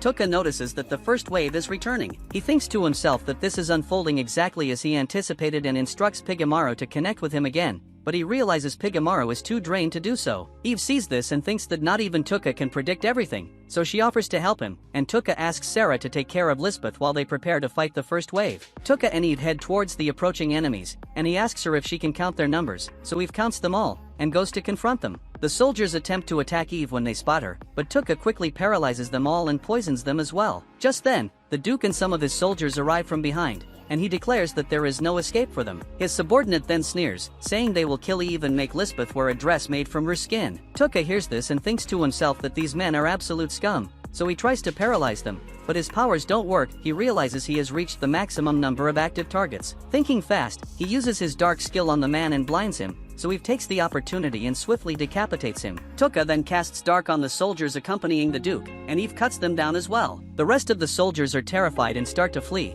but Tuka tells Eve not to let anyone escape, so she hurls a spear at the retreating soldiers. Tuka then realizes that his paralysis skill can only affect 80 targets at once, so he begins using dark on any soldier he can find. Then one of the soldiers tries to strike at him from behind, but Sarah shoots him down. The Duke, panicking, kills his own soldiers who try to retreat and orders the remaining men to kill the creepy man in black, frantically insisting that as the Duke, things will go his way. Watching this, Tuka thinks he doesn't even need to use his berserk skill to drive the Duke mad. Eve then thanks Tuka, admitting that although she is a warrior, she had begun to feel tired of the endless fighting, but fighting alongside him like this is a delight. She then goes on to finish off the remaining soldiers one by one. The Duke is terrified and tries to flee, vowing that they will meet a cruel end in the future. But Tuka paralyzes him, turning to Eve and asking her to finish the job. Eve tells the Duke she might have forgiven him if he had only sought to harm her, but going after Lisbeth was unforgivable. So without hesitation, she beheads the Duke, and the scene reveals the mess they have made in the forest. When the battle is over, Sarah and Lisbeth come out of hiding, and Tuka asks Sarah to take Lisbeth away. He thanks her for the help with the bow, and she apologizes for acting without permission, but he assures her it's fine since she is the vice leader of their mercenary group. Later, we see Tuka using a freeze spell on the bodies of the Ashint members. He explains that this spell encases living people in ice, but when used on corpses, it treats them as objects that can be crushed into powder after being frozen. He tells Eve that he plans to use this skill to eliminate the bodies of the Ashint. He adds that these men claim to have slain the 5 dragoons, and he intends to make that accusation stick to them forever. With that, he crushes their bodies into dust. Meanwhile, King Jean learns that the Ashint have disappeared, and a messenger informs him that all they found at the scene were the corpses of the Duke and his soldiers. Jean is troubled by this news, as it disrupts his plans to use the Ashint as pawns, so he wonders how he will explain this to the goddess. He then orders his soldiers to do everything possible to find the Ashint. Meanwhile, we see rain falling in the forest, so Sarah and Lisbeth take shelter in a cave, where Sarah is drying her wet clothes. Seeing Sarah's hot look, Lisbeth wonders if she will ever grow to look like her. She recalls how the owner of the tavern where she worked told her she wouldn't be considered a proper woman unless her black melon grew. Sarah tells her not to worry about anything the tavern owner said and advises her to only let the words of those she trusts take root in her heart. Lisbeth nods, saying she will trust Sarah's words in this case,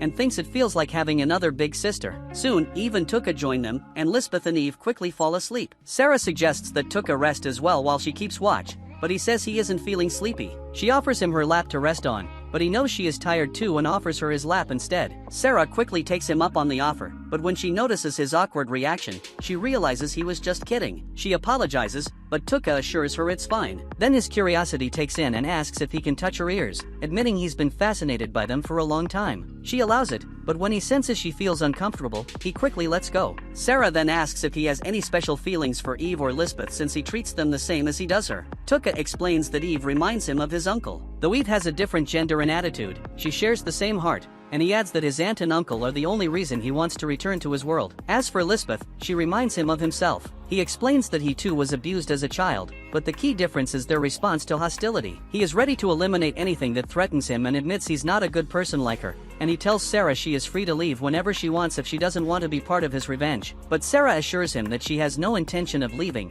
as she has her own feelings about the goddess of Alien. Hearing this, Tuka promises to repay her for accompanying him on this journey, so he offers to grant any request she has if it's within his power. He tells her to think about it, then suggests she rest. She agrees, and as she lies down, he uses his sleep skill on her. Elsewhere, we see Ayaka secretly training with Nyanten. Ayaka thanks her for the training, and Nyanten remarks that Ayaka might surpass her in technique one day. She also asks Ayaka to keep their training a secret, explaining it would be difficult to get permission from Goddess Isius if anyone found out. Ayaka agrees, and then asks why Nyanten chose to teach her. Nyanten confesses it's because Ayaka reminds her of her little sister. Then as she leaves, she warns Ayaka not to show any weakness in this world or she will fall. We then see Lisbeth wearing a new dress, and she is delighted with it. She thanks Tuka for the gift, and Sarah suggests they come up with a name for their mercenary group. She explains that they might need to identify themselves when they cross into the land of monsters and proposes the name Lord of the Flies Warband. She reveals that this was what the army of the Lord of the Flies was called, and everyone likes the idea, so Tuka agrees. They continue their journey, and by evening they reach the land of the golden-eyed monsters. Tuka notices a corrupted tree in the center of the area and learns that it was once a sacred tree. Eve then asks him to pour some magic into her hand, revealing a crest. She explains that this crest is passed down to the leaders of their tribe and their children. The green dot represents their current location, and the red dot marks the location of the Witch of Taboos. Realizing they need to head toward the red mark, they decide to camp for the night since it's already late. That night, as Tuka looks out over the land of monsters, he reflects that his hatred for the goddess hasn't diminished, even after all this time. He vows to show the goddess what hell is like and decides to use the land of monsters as an EXP farm to level up. He knows he may never reach the level of the S-class or A-class heroes, but he is determined to close the gap between them. Meanwhile, the goddess is informing the heroes that they have leveled up significantly. However, she warns them that raising their levels only improves their base stats. They still lack the necessary technique. That is why she has summoned some renowned individuals to train them, aiming to bring out their full potential. She also confirms that the Great Demon Empire is on the move and that their next battle will be something beyond their wildest expectations, so she encourages the heroes to do their best in that battle. Later, she tells Nyanten they must keep the heroes leveling up and plans to send them to the land of monsters once they have mastered some new techniques. Back in the forest, we see Lisbeth carrying a large bag of luggage, so Sarah offers to take it off her hands, but Lisbeth insists that she's fine. She explains that her chances of survival will be better if the others have to carry less, and she asks Sarah to let her handle it. Eve agrees with Lisbeth and urges Sarah to respect her wishes. Tuka also supports this, reminding them that Lisbeth is part of their mercenary band. He adds that he hopes she will speak up if she gets tired and asks Pigamaru to keep an eye on their surroundings. As they move forward, the group feels relieved that they currently have enough food and water. However, they soon sense a lurking monster. Eve steps up to face the creature while the rest of the group hides. Observing the monster, Tuka notices that it resembles the ones he encountered in the ruins of Disposal, except for its seaweed-like head. Eve engages the creature in battle, and while hiding, Tuka casts a paralysis spell on it. Once immobilized, he steps out of hiding and poisons the monster. He commends Eve for her efforts, and she asks if he accomplished what he aimed to do. He nods and explains that he has, and then he puts the monster to sleep. He adds that he wasn't sure if his skills would work on the creatures in the land of monsters, but now he is certain they do. A short while later, the monster dies. Tuka muses that although these creatures look similar to those in the ruins of Disposal, they are actually weaker. He feels a pang of disappointment, realizing that the land of monsters is not as formidable as he had imagined. He thinks to himself that if this is the best the land has to offer, its monsters will be no match for him. He begins searching the monster for useful materials, which piques Sarah's curiosity, so she asks him what he's doing, and he explains that he read about this type of monster in the Book of Forbidden Arts, and she intriguingly finds the description in the book when he hands it over to her. She then notes that the creature is an ingredient for creating a forbidden item, similar to the voice-altering stone in the Lord of Flies mask. Noticing Sarah's interest in the book, Tuka offers it to her, saying she can keep it if she likes. She thanks him warmly, and Tuka realizes he needs to be cautious with his words around Sarah because she has a knack for seeing right through him. After collecting the materials, Tuka declares that it's time to begin their conquest of the land of monsters. The group moves forward, and soon they find themselves crossing a river. Tuka manages to cross without any problems, and then it's Lisbeth's turn. Eve offers to help her, but Lisbeth insists on doing it herself. She carefully hops across the stones but slips on one of them, but thankfully Pigamaru is there to catch her just in time. Eve is relieved and thanks Tuka for having a safety plan in place, but Tuka smiles and says that he wants to do everything he can to support Lisbeth when she sets her mind to something. He adds that he was once in a similar situation, but he clarifies that he's only helping her because it benefits him in the end. Lisbeth finally makes it across the river and notices the group was whispering. She asks if they were talking about her. Eve quickly denies it and makes up an excuse, saying they were discussing children born between high elves and humans, which are rare, so she then wonders aloud what the children of Tuka and Sarah would look like. Sarah, who is in the middle of crossing the river, overhears this and becomes distracted, losing her balance and falling into the water. Moments later, we see her drenched, apologizing for letting her guard down. Eve is amused and surprised that even Sarah can get distracted sometimes, and that makes Tuka unsure whether Eve is clueless or cunning. Noticing that Sarah is shivering from the cold, he drapes his overcoat around her shoulders. He lightly jokes, hoping she doesn't mind that it smells like him. Sarah smiles and admits she likes it, surprising Tuka, who had meant it as a joke. But it turns out Sarah was joking too. As they continue their journey, Eve suddenly senses something approaching, so Sarah quickly moves to protect Lisbeth. Tuka then asks Eve if these are monsters she recognizes, and she admits she can't defeat them. He wonders if this is what forced Eve and Lisbeth to flee the land of monsters in the first place, and she confirms it is, so Tuka tells her to fall back, understanding that this is a threat she can't handle. Eve then retreats, and Tuka decides he doesn't have time to merge with Pigamaru, so he takes cover behind a tree. The monsters come into view, and Tuka's excitement builds at the prospect of facing opponents strong enough to overwhelm even the greatest bloodsport warrior, and as soon as the creatures enter his range, he swiftly casts a paralysis spell on them. Not wasting any time, he follows up with a berserk spell to finish the fight quickly. After the monster dies, Tuka gains a level, and Eve can't help but notice that Tuka seems familiar with these creatures, so Tuka explains that they are probably Nazorts, and he begins to cut a part of their paws. Eve asks with a grimace if he plans to eat them, but Sarah quickly clarifies that, according to the Book of Forbidden Arts, what Tuka is taking is an ingredient for enhancing slimes like Pigamaru. Realizing this, Eve understands that Pigamaru will be the one consuming it, so Pigamaru looks disgusted, but Tuka reassures him, saying it probably won't taste bad once he turns it into a solution. Suddenly, they all feel a brief but intense murderous intent, which quickly vanishes, leaving them bewildered. They look around, unable to find the source of the feeling. As they prepare for a potential fight, Pigamaru alerts Tuka that the murderous intent is coming from his bag. Tuka checks and discovers that the egg he picked up earlier is glowing. It cracks open, and a horse emerges, rapidly growing into a full-sized creature right before their eyes. The group is stunned, and Tuka wonders aloud what kind of monster this could be. But even Sarah is at a loss. The horse creature then rubs affectionately against Tuka, who cautiously pets it, and as he does, he notices something unusual on its back. So Sarah explains that it's an organ for absorbing magic, a unique feature found in magical creatures and certain monsters. Sensing an opportunity, Tuka asks everyone to step back, then begins pouring his magic into the organ. He theorizes that the horse may have grown by absorbing ambient magic, so he tries to replicate the effect. Using his stats window, Tuka monitors his mana consumption, and after spending 1,000 magic points, the horse grows even larger. The group watches in amazement as the creature transforms before their eyes. Tuka thinks the size is perfect for hauling their luggage, but the horse seems to want more, nudging Tuka to continue. Tuka obliges, pouring in another 10,000 mana points. The horse transforms once more, becoming a massive, muscular creature with 8 powerful legs. Tuka is impressed, thinking they've added an intriguing new companion to their group. Lisbeth asks him what he plans to name the creature. Noting its 8 legs, like Odin's legendary horse, Tuka decides to call him Slay, short for Sleipnir. The beast seems to like its new name, and when Sarah reaches out to pet it, the creature responds by enthusiastically licking her. Eve laughs, noting that it seems to have taken quite a liking to her. Tuka then asks the beast if it can return to its original form, and he's relieved to know it can shift back and forth with ease. Meanwhile, we cut to Ayaka's squad, where the heroes are reflecting on their weaknesses. Despite their concerns, Ayaka reassures them that they are doing their best. Then over with the Sagei's squad, the mood is more upbeat, and her teammates compliment her leadership, noting how well they've been leveling up. Asagi then attributes their success to the group's natural talent and teamwork, explaining that they coordinate effectively to find monsters and fairly split the experience points among themselves, like good friends. She adds that because of this, even the shy Kabato has been able to level up, and Kabato gratefully thanks her for the support. Then we see that Kiri looking tense, so Shugo asks what's bothering him, and Kiri expresses his frustration, saying he doesn't like how their trainers are merely sending weaklings their way to help them gain experience. So he feels they're being grossly underestimated and decides it's time to prove a point. The scene shifts to the instructors of the heroes, who spot some dangerous monsters heading their way. They decide to handle the threat themselves, believing the heroes might not be able to manage these foes. They call Niantic for backup,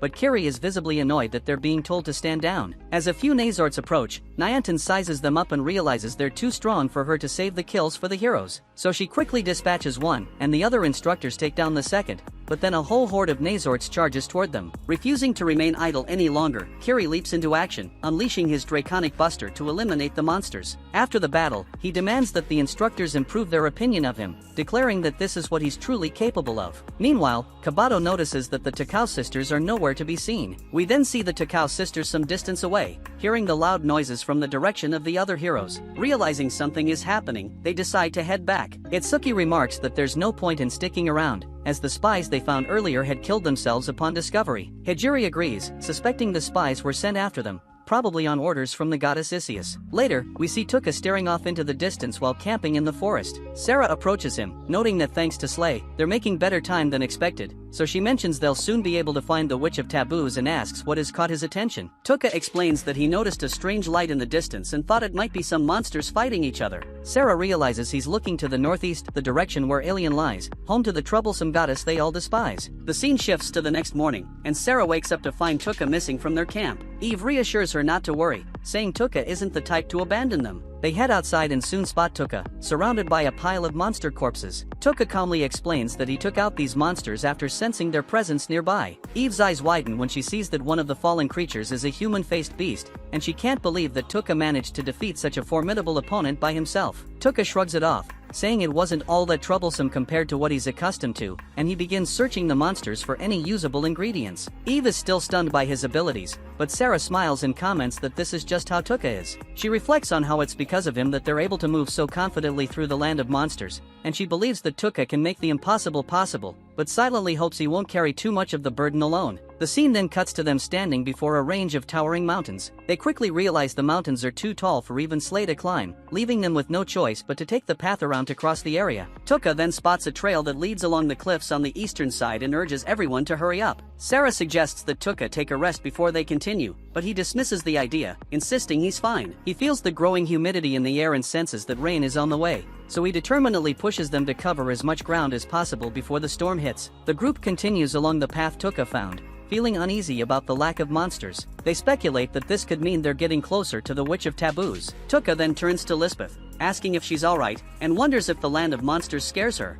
Lisbeth admits that it is frightening, but reassures him that she's okay. Tuka half-jokingly hopes she won't say something like dying here is better than living in Monroy, but Lisbeth replies that while there may be some truth to that, she doesn't believe she will die here. She confidently states that Sarah told her they will reach their destination safely as long as Tuka is alive, so Tuka can't help but think she's placing a little too much trust in him. Lisbeth goes on to say that because of Sarah's faith in him, she also believes they'll be fine as long as they have Tuka. This leaves him feeling both flattered and uneasy, realizing both Lisbeth and Sarah have put their complete trust in him, so he is determined not to betray that faith, and he resolves to do his best. After some time, they finally reach a cave. Tuka notes that once they make it through, they should be close to the Witch of Taboos, so the group feels a sense of relief for having made it this far. Eve then expresses her gratitude to Tuka, but he brushes it off, saying there's no need to thank him. They wouldn't have gotten this far without the map Eve provided. He points out that he didn't help them out of goodwill, they simply had what the other wanted. Eve then opens up, admitting that she always wanted to escape her life in the Bloodsport arena and live a peaceful life with Lisbeth. That dream was stolen from her, but thanks to Tuka, she now has a chance to make it a reality. She adds that once this is all over, she plans to open a farm with Lisbeth,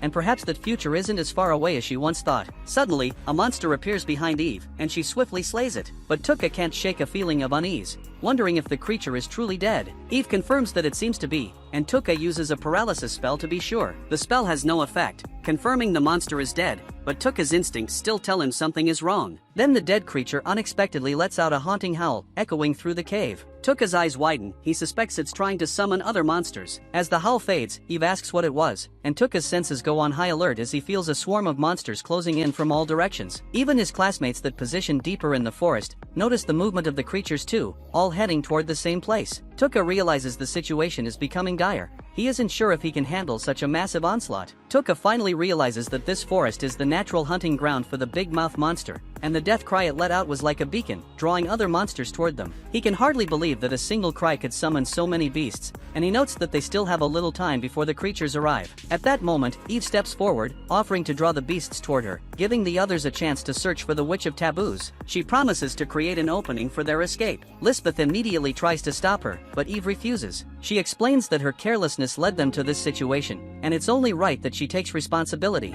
Eve points out that her senses are sharp, and she's an expert at maneuvering through terrain like this. Before she leaves, she instructs Lisbeth to listen to Sarah and Tuka until she returns, and Lisbeth reluctantly agrees. Tuka, not one to let this slide so easily, tells Eve that he'll allow her to lure the monsters, but only if she promises to come back alive. Eve assures him she will, but Tuka isn't convinced. She thought he'd agree this quickly. He explains that her odds of surviving such a risky move are slim and that she doesn't need to bear the weight of responsibility alone. He reminds her that the monsters she cut down were so well hidden, they only revealed themselves when they were practically on top of them, so there was nothing she could have done to prevent it. Sarah then chimes in, saying that if she were in Eve's position, she would have acted the same way. Tuka takes it further, admitting that it's actually his fault for not using his status ailment skill on the monster sooner. So he insists there's no reason for Eve to take all the blame. Eve tries to argue, but Tuka quickly cuts her off, telling her she's absolutely indispensable if they want to reach the Witch of Taboos. He reminds her that the witch entrusted her people with the map, meaning that bringing someone the witch already trusts could make negotiations much smoother. As he speaks, Tuka notices his voice projection gem is almost fully hardened, so he integrates it into his mask,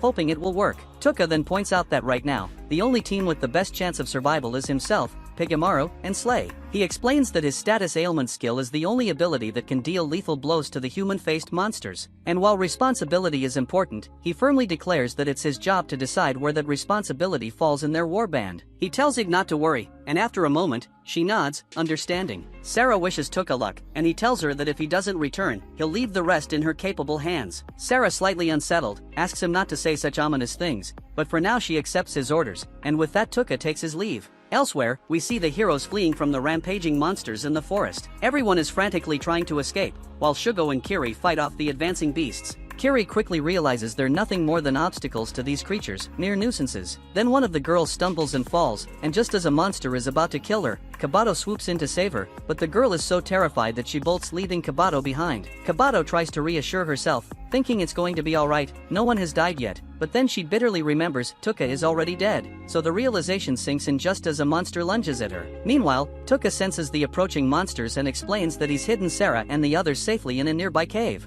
Then with his mana, he brings forth Slay's ultimate form and heads to a clearing deep in the forest. He orders Pigamaru to signal the start of the battle, and Pigamaru uses the voice projection gem and Tuka's mask to broadcast his voice across the area, luring all the monsters toward him. Tuka smirks as the beasts take the bait, thinking to himself that this is going to be one hell of a chase, and with that Slay takes off, running at full speed with the horde of monsters hot on their asses. Tuka then realizes that survival is far from guaranteed, especially with these human-faced beasts being so powerful. But he can't let the others see his doubts, so he turns to his familiars, and asks them if they'll put their lives in his hands to protect everyone else. And without any hesitation they agree, so with that Tuka combines with Pigamaru, while Slay keeps running at full speed, giving it everything he's got. Meanwhile, Ayaka learns the grim news: 2 of their classmates are dead from the recent monster outbreak. Angry and confused, she confronts Yasu, since they were part of his group. Yasu, in typical fashion, coldly replies that the lives of higher-ranking heroes like himself are more important than those scrubs. That's why he prioritized saving himself. He shrugs, saying it was their fault for being weak, and that's why they died. Ayaka, however, isn't buying it,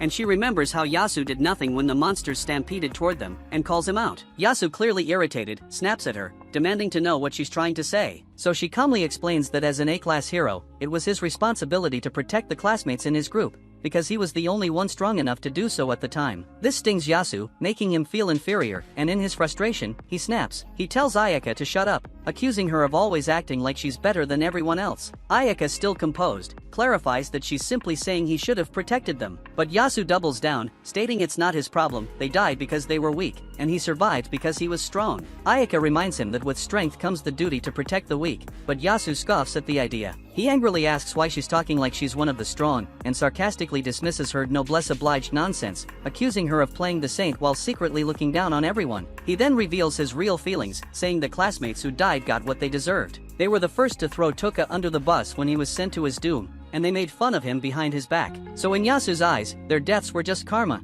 and there's no way he's going to feel sorry for them. Seeing him whining like that, Kiri scoffs, calling Yasu a pathetic little wimp, telling him to man up. He goes on about how everyone has a natural limit, and only when they hit it do they truly prove themselves. Until then, Kiri says, any success Yasu has will be nothing but a fluke. He then sneers, adding that Yasu is way beneath him, with zero chance of ever reaching his level of power. Kiri then points his sword at Yasu, and mocks him, calling him a nameless loser for forgetting his place and acting like a fool in front of Ayaka. He sneers that Yasu is just embarrassing himself trying to handle power that's far beyond him, and that real power is meant for those of noble caliber like himself. Hearing this, Yasu's fury ignites, and his power surges. Shugo steps forward, ready to throw down, but Kiri continues to dismiss Yasu as a nobody. Yasu shoots back, saying Kiri needs to get over himself, pointing out that being S-Class doesn't automatically make him stronger. He gestures towards Ayaka, noting that she's an S-Class hero who hasn't even unlocked her unique ability yet, proving rank isn't everything. He adds that a Seijai who's only B-Class has already mastered a skill stronger than Shugo's, despite him being A-Class. Yasu smirks, telling Kiri that if he thinks rank alone makes him better, he's dead wrong. Sooner or later, Yasu swears, he'll show Kiri who truly possesses royal caliber. Shugo fumes at the insult,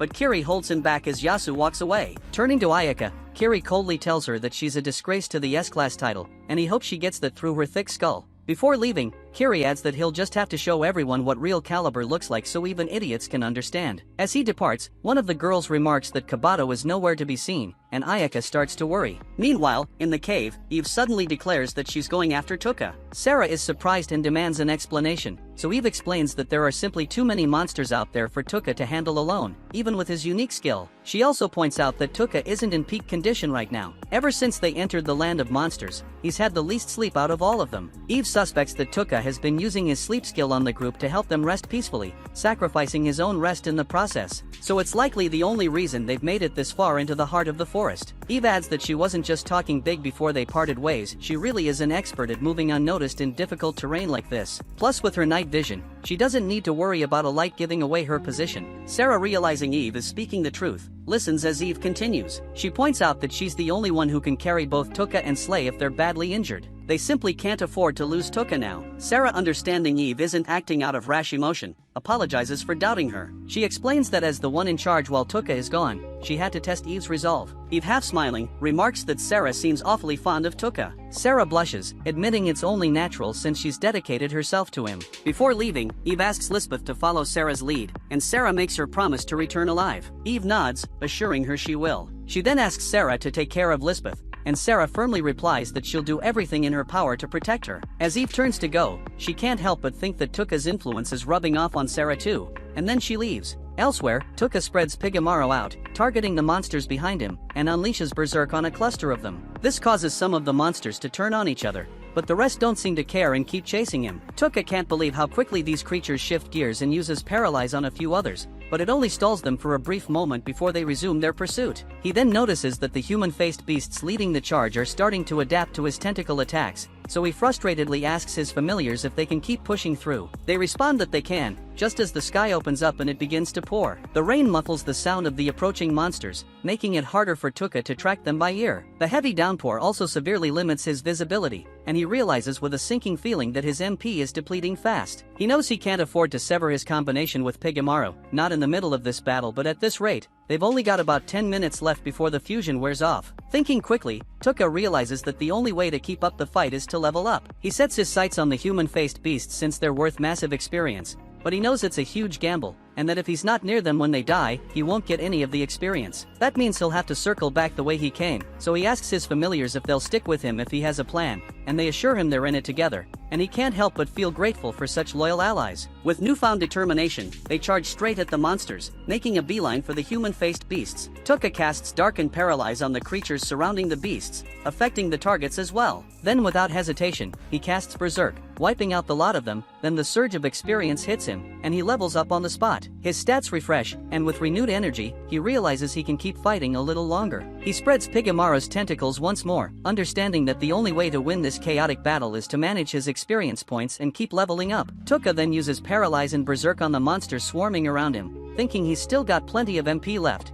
and he just needs to take these monsters out one by one. As he runs, he spots two massive monsters gaining on him fast, so he tries to cast Sleep on them, but the monsters use others as meat shields, blocking his line of sight. Not missing a beat, Tuka tricks them by leaping off of Slay, slipping behind the larger beasts, and paralyzing them from the back. With a quick Berserk, he wipes them out, leveling up again. He then jumps back on a Slay, but the monsters aren't letting up, and they keep coming, so he keeps casting Paralyze, Berserk, Dark, and Sleep on as many as he can. But things take a turn when Slay trips over some monster corpses. In no time, they're surrounded, so Tuka desperately throws out his abilities in every direction as the monsters close in. He barely manages to hold them off, but somehow he keeps leveling up in the process. Meanwhile, in another part of the forest, we see Kabato alive and kicking. Turns out she managed to kill that monster from earlier. But she's wrestling with doubt. Unlike Ayaka, she feels useless. All she could do was hide while they exiled Tuka to the ruins. She wants to protect everyone like Ayaka does, but she's terrified she'll end up dead if she tries. That's when Eve stumbles upon her, wondering why a human girl is wandering around in a place like this. Kabato reminds Eve of Lisbeth, so she tries to offer help, but Kabato freaks out, scared out of her mind. Before Eve can say much, Itsuki attacks, rushing in to defend Kabato. Eve tries to explain herself, but Itsuki's next move robs her of her voice. Itsuki coldly says she can't let Eve hurt Kabato, following orders from her sister. That's when Eve puts 2 and 2 together. These are the heroes from another world that Tuka had warned about. But before she can even process it, Itsuki goes in for another strike. We then see Lisbeth stressing over Tuka and her big sister, while Sarah tries to calm her down. Sarah reminds her that Tuka himself said he had the best chance of survival here and wouldn't lie without a good reason, so she confidently assures Lisbeth that he'll come back in one piece. Meanwhile, Itsuki goes after Eve, launching attacks that Eve dodges with ease. Blow after blow, Eve evades them all, but she notices that Itsuki's attacks are getting sharper and more precise with every strike. It clicks, Itsuki is the type that levels up through real combat. Just as Itsuki is about to land the final hit, her sister Hijiri steps in and stops her, causing Itsuki to pull back, confused and asking why she interfered. Hijiri explains that Eve isn't a monster, at least not like the ones they've fought so far. The two sisters then start debating whether Eve's more like a lioness or a leopard. They figure it doesn't really matter, but Hijiri points out that Eve's intelligence sets her apart. She notes the way Eve carries herself is more human-like, meaning they might actually be able to communicate with her. Itsuki isn't buying it though, since Eve hasn't said a single word throughout the fight. But Hijiri clarifies that Itsuki's attack disabled her voice, so Itsuki realizes she screwed up, and Hijiri apologizes on her sister's behalf, explaining that Itsuki's a bit too quick to follow orders, which led to her rushing into action. Itsuki also apologizes, and while Eve thinks Hijiri seems reasonable, she's definitely not letting her guard down. Hijiri then politely states she'd like to ask Eve a few questions, asking her to answer with gestures since she still can't speak. She first asks if Eve holds any hostility toward them, and Eve shakes her head, signaling that she doesn't. Hijiri then asks if she has any issue with them parting ways, and again Eve shows no concern. As this unfolds, Eve can't help but notice that Hijiri's deductive skills remind her of Tuka. Right when she's wondering who Hijiri is, Hijiri introduces herself, explaining that they are humans from another world. As Eve slowly regains her voice, she asks why Hijiri bothered with the introduction. Hijiri simply says it's a matter of courtesy and then reveals she's familiar with Eve. She's recently heard rumors of a leopard bloodsport warrior who went missing, and she wonders if Eve is searching for someone. Eve states that she's looking for her master, and from her determination, Hijiri realizes that Eve truly believes he survived the monster stampede. This clues Hijiri and Eve's master must be incredibly strong, especially if he could survive encounters with human-faced beasts. When Hijiri expresses this thought, Eve replies that her master can't be judged by such simple measures, sparking even more curiosity in Hijiri about him, and with that, Eve takes her leave. Next, we see Tuka dealing with the last wave of monsters surrounding him when, out of nowhere, a giant elephant beast attacks. Pigimaro runs out of energy just before Tuka can strike, so Tuka has no choice but to paralyze the monster with his own hands and then poison it. Even though Tuka still has MP left, Pigimaro is totally drained. He praises Pigimaro for holding out so long and disables their fused form. Turning to Slay, Tuka tells him he must be exhausted too, and asks him to let him know if he reaches his limit. Removing his mask, we see blood trickling from Tuka's mouth. He figures he must have gotten hurt during an earlier fall. Checking his status, he realizes he's already over level 2000, but while his stats recover with each level up, his physical wounds don't. Feeling weak, he senses one more monster lurking. It's a human-faced beast that's been watching him all this time. Tuka knows he can't land any of his skills without a direct line of sight, and he's certain the monster has figured that out too. Mounting Slay, Tuka gears up for what he thinks will be the final stage of the fight. Then the human-faced beast charges at them, using the bodies of dead monsters as cover. Tuka and Slay try to flee, but with the monster staying hidden, Tuka can't find an opening to attack. Suddenly, the creature fires beams at them. One beam manages to injure Tuka, and another strikes Slay, knocking Tuka off his mount. The fallen Tuka, exhausted but determined, asks Pigimaro for one last favor, and without hesitation Pigimaro agrees. Then in a final desperate attempt, the monster blasts Tuka with beams, creating a thick cloud of smoke. Tuka uses his mask as a diversion, throwing it to distract the creature. The beast, realizing something's off, attacks a shadowy figure on the opposite side. But in a brilliant move, Tuka leaps from above, paralyzing the monster, and then he uses his berserk skill. Then, like twisting the knife deeper, he smirks and explains his entire plan. He'd thrown the mask to make the monster think he was flanking, while it attacked Pigimaro disguised as him. He then soared into the air with Slay's help, landing a perfect strike once he had a clear shot. He adds that the corpses surrounding the monster blocked his view, but they also kept the creature from spotting him, sealing the monster's fate. Tuka is now drained and collapses to his knees, realizing his HP has hit critical. He levels up again and discovers he's unlocked an advanced skill. Slay then reverts to a smaller form, and Tuka, apologizing for overworking both his familiars, suggests they head back to Sarah and the others.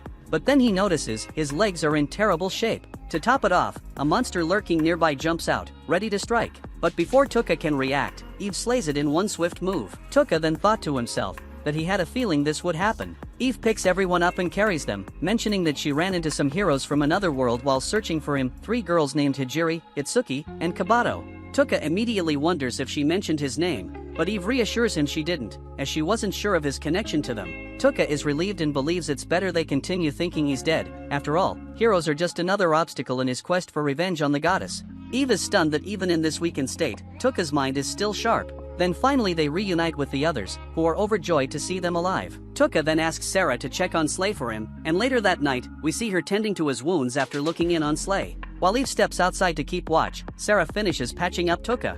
He can't help but think she's incredible. Not only can she heal wounds, but she can wield a sword too. Sarah casually adds that she can sew as well, and then she sews up Tuka's overcoat. Noticing he's still awake, she asks why he can't sleep. Tuka admits he's still too tense, so she offers him her lap to rest on, saying she's also too on edge to sleep. Tuka, knowing full well she's faking it, accepts the offer anyway, muttering that it's been a while since he slept in someone's lap. Sarah, in a soft tone, tells him not to shoulder everything on his own. He wonders if he looks that worn out, and she says that while he was brave enough to put on a fearless face when all the monsters attacked at once, calming Eve and Lisbeth, she could still sense the lies underneath. She confesses that she worries he might one day take on a burden too heavy and end up breaking under it. So Tuka, with a half smile, asks her to just keep supporting him if she's that concerned. Sarah agrees, and he reflects that he's glad he's returned to his old self since coming to this world. After all, if he'd stayed the soft-hearted guy he used to be, he'd be dead by now. Feeling a bit lighter, he figures things will be fine for now, and Sarah tells him to let her know if there's anything else she can do. He teases her, saying she's overprotective, just like a big sister.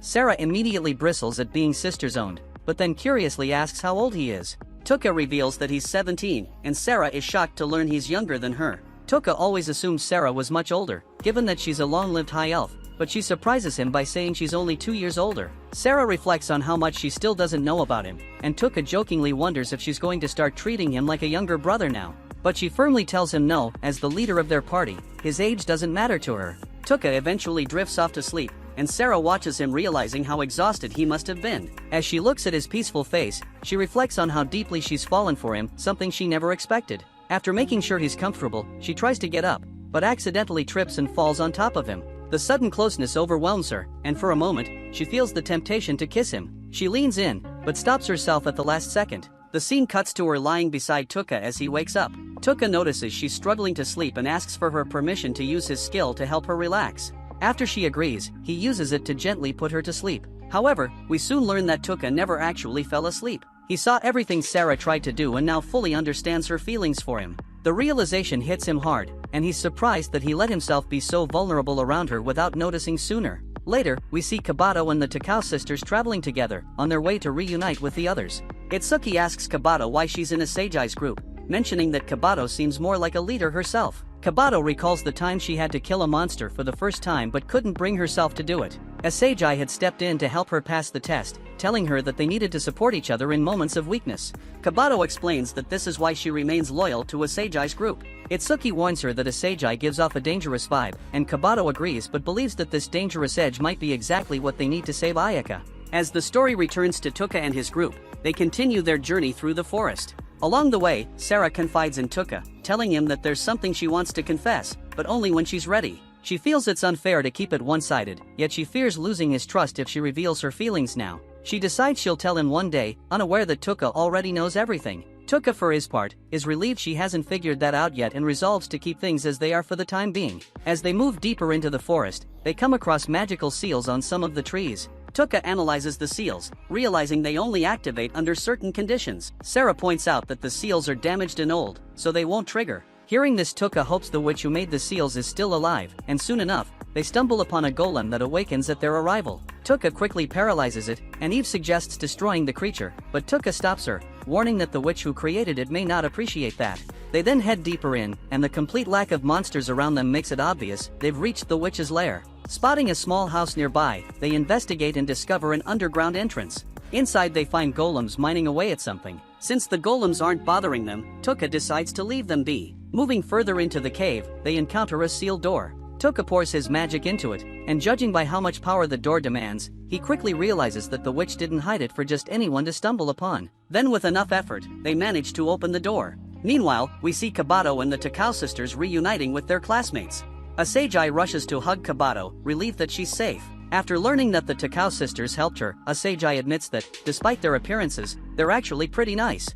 Ayaka is also equally glad to see Kabato unharmed, Then Asagi takes it upon herself to inform the four saints to stop their search, as Kabato has been found. Kabato though reflects on her weakness, knowing she must become stronger. Hijiri then comments that searching for Kabato was the right decision. She explains that the spies they found in the forest were likely there to assassinate the students, not just one or two, but many of them, and she emphasizes that Kabato's death could have shattered Ayaka's heart. Because if Ayaka were to break now, something catastrophic would happen, and that would be nothing but boring. Back with Tuka and the others, they find themselves on the other side of the gate, surprised by the sight of an underground sky. They speculate that it could be magic at work, and Tuka wonders if they've been transported to another realm. They then spot the Witch of Taboos, and Tuka senses that she may be their key to exacting revenge on the goddess. Cut to the goddess, who has just received word that the Great Demon Empire's forces are on the move, so she orders one of her subordinates to tell the four saints to recall the heroes immediately. She muses about how strong, and perhaps how wounded, her heroes have become, excitement bubbling up as she anticipates finding out. Back in the strange underground realm, the Hot Witch of Taboos greets Tuka and his crew, introducing herself as Erika Anirecaps. As Tuka listens, he thinks to himself that he's going to annihilate everything the goddess holds dear, and he will get his revenge no matter what. But this is where the season 1 of this anime has ended. Thanks for watching, and I'll see you soon in the next anime. Remember to like and subscribe to the channel to make me continue.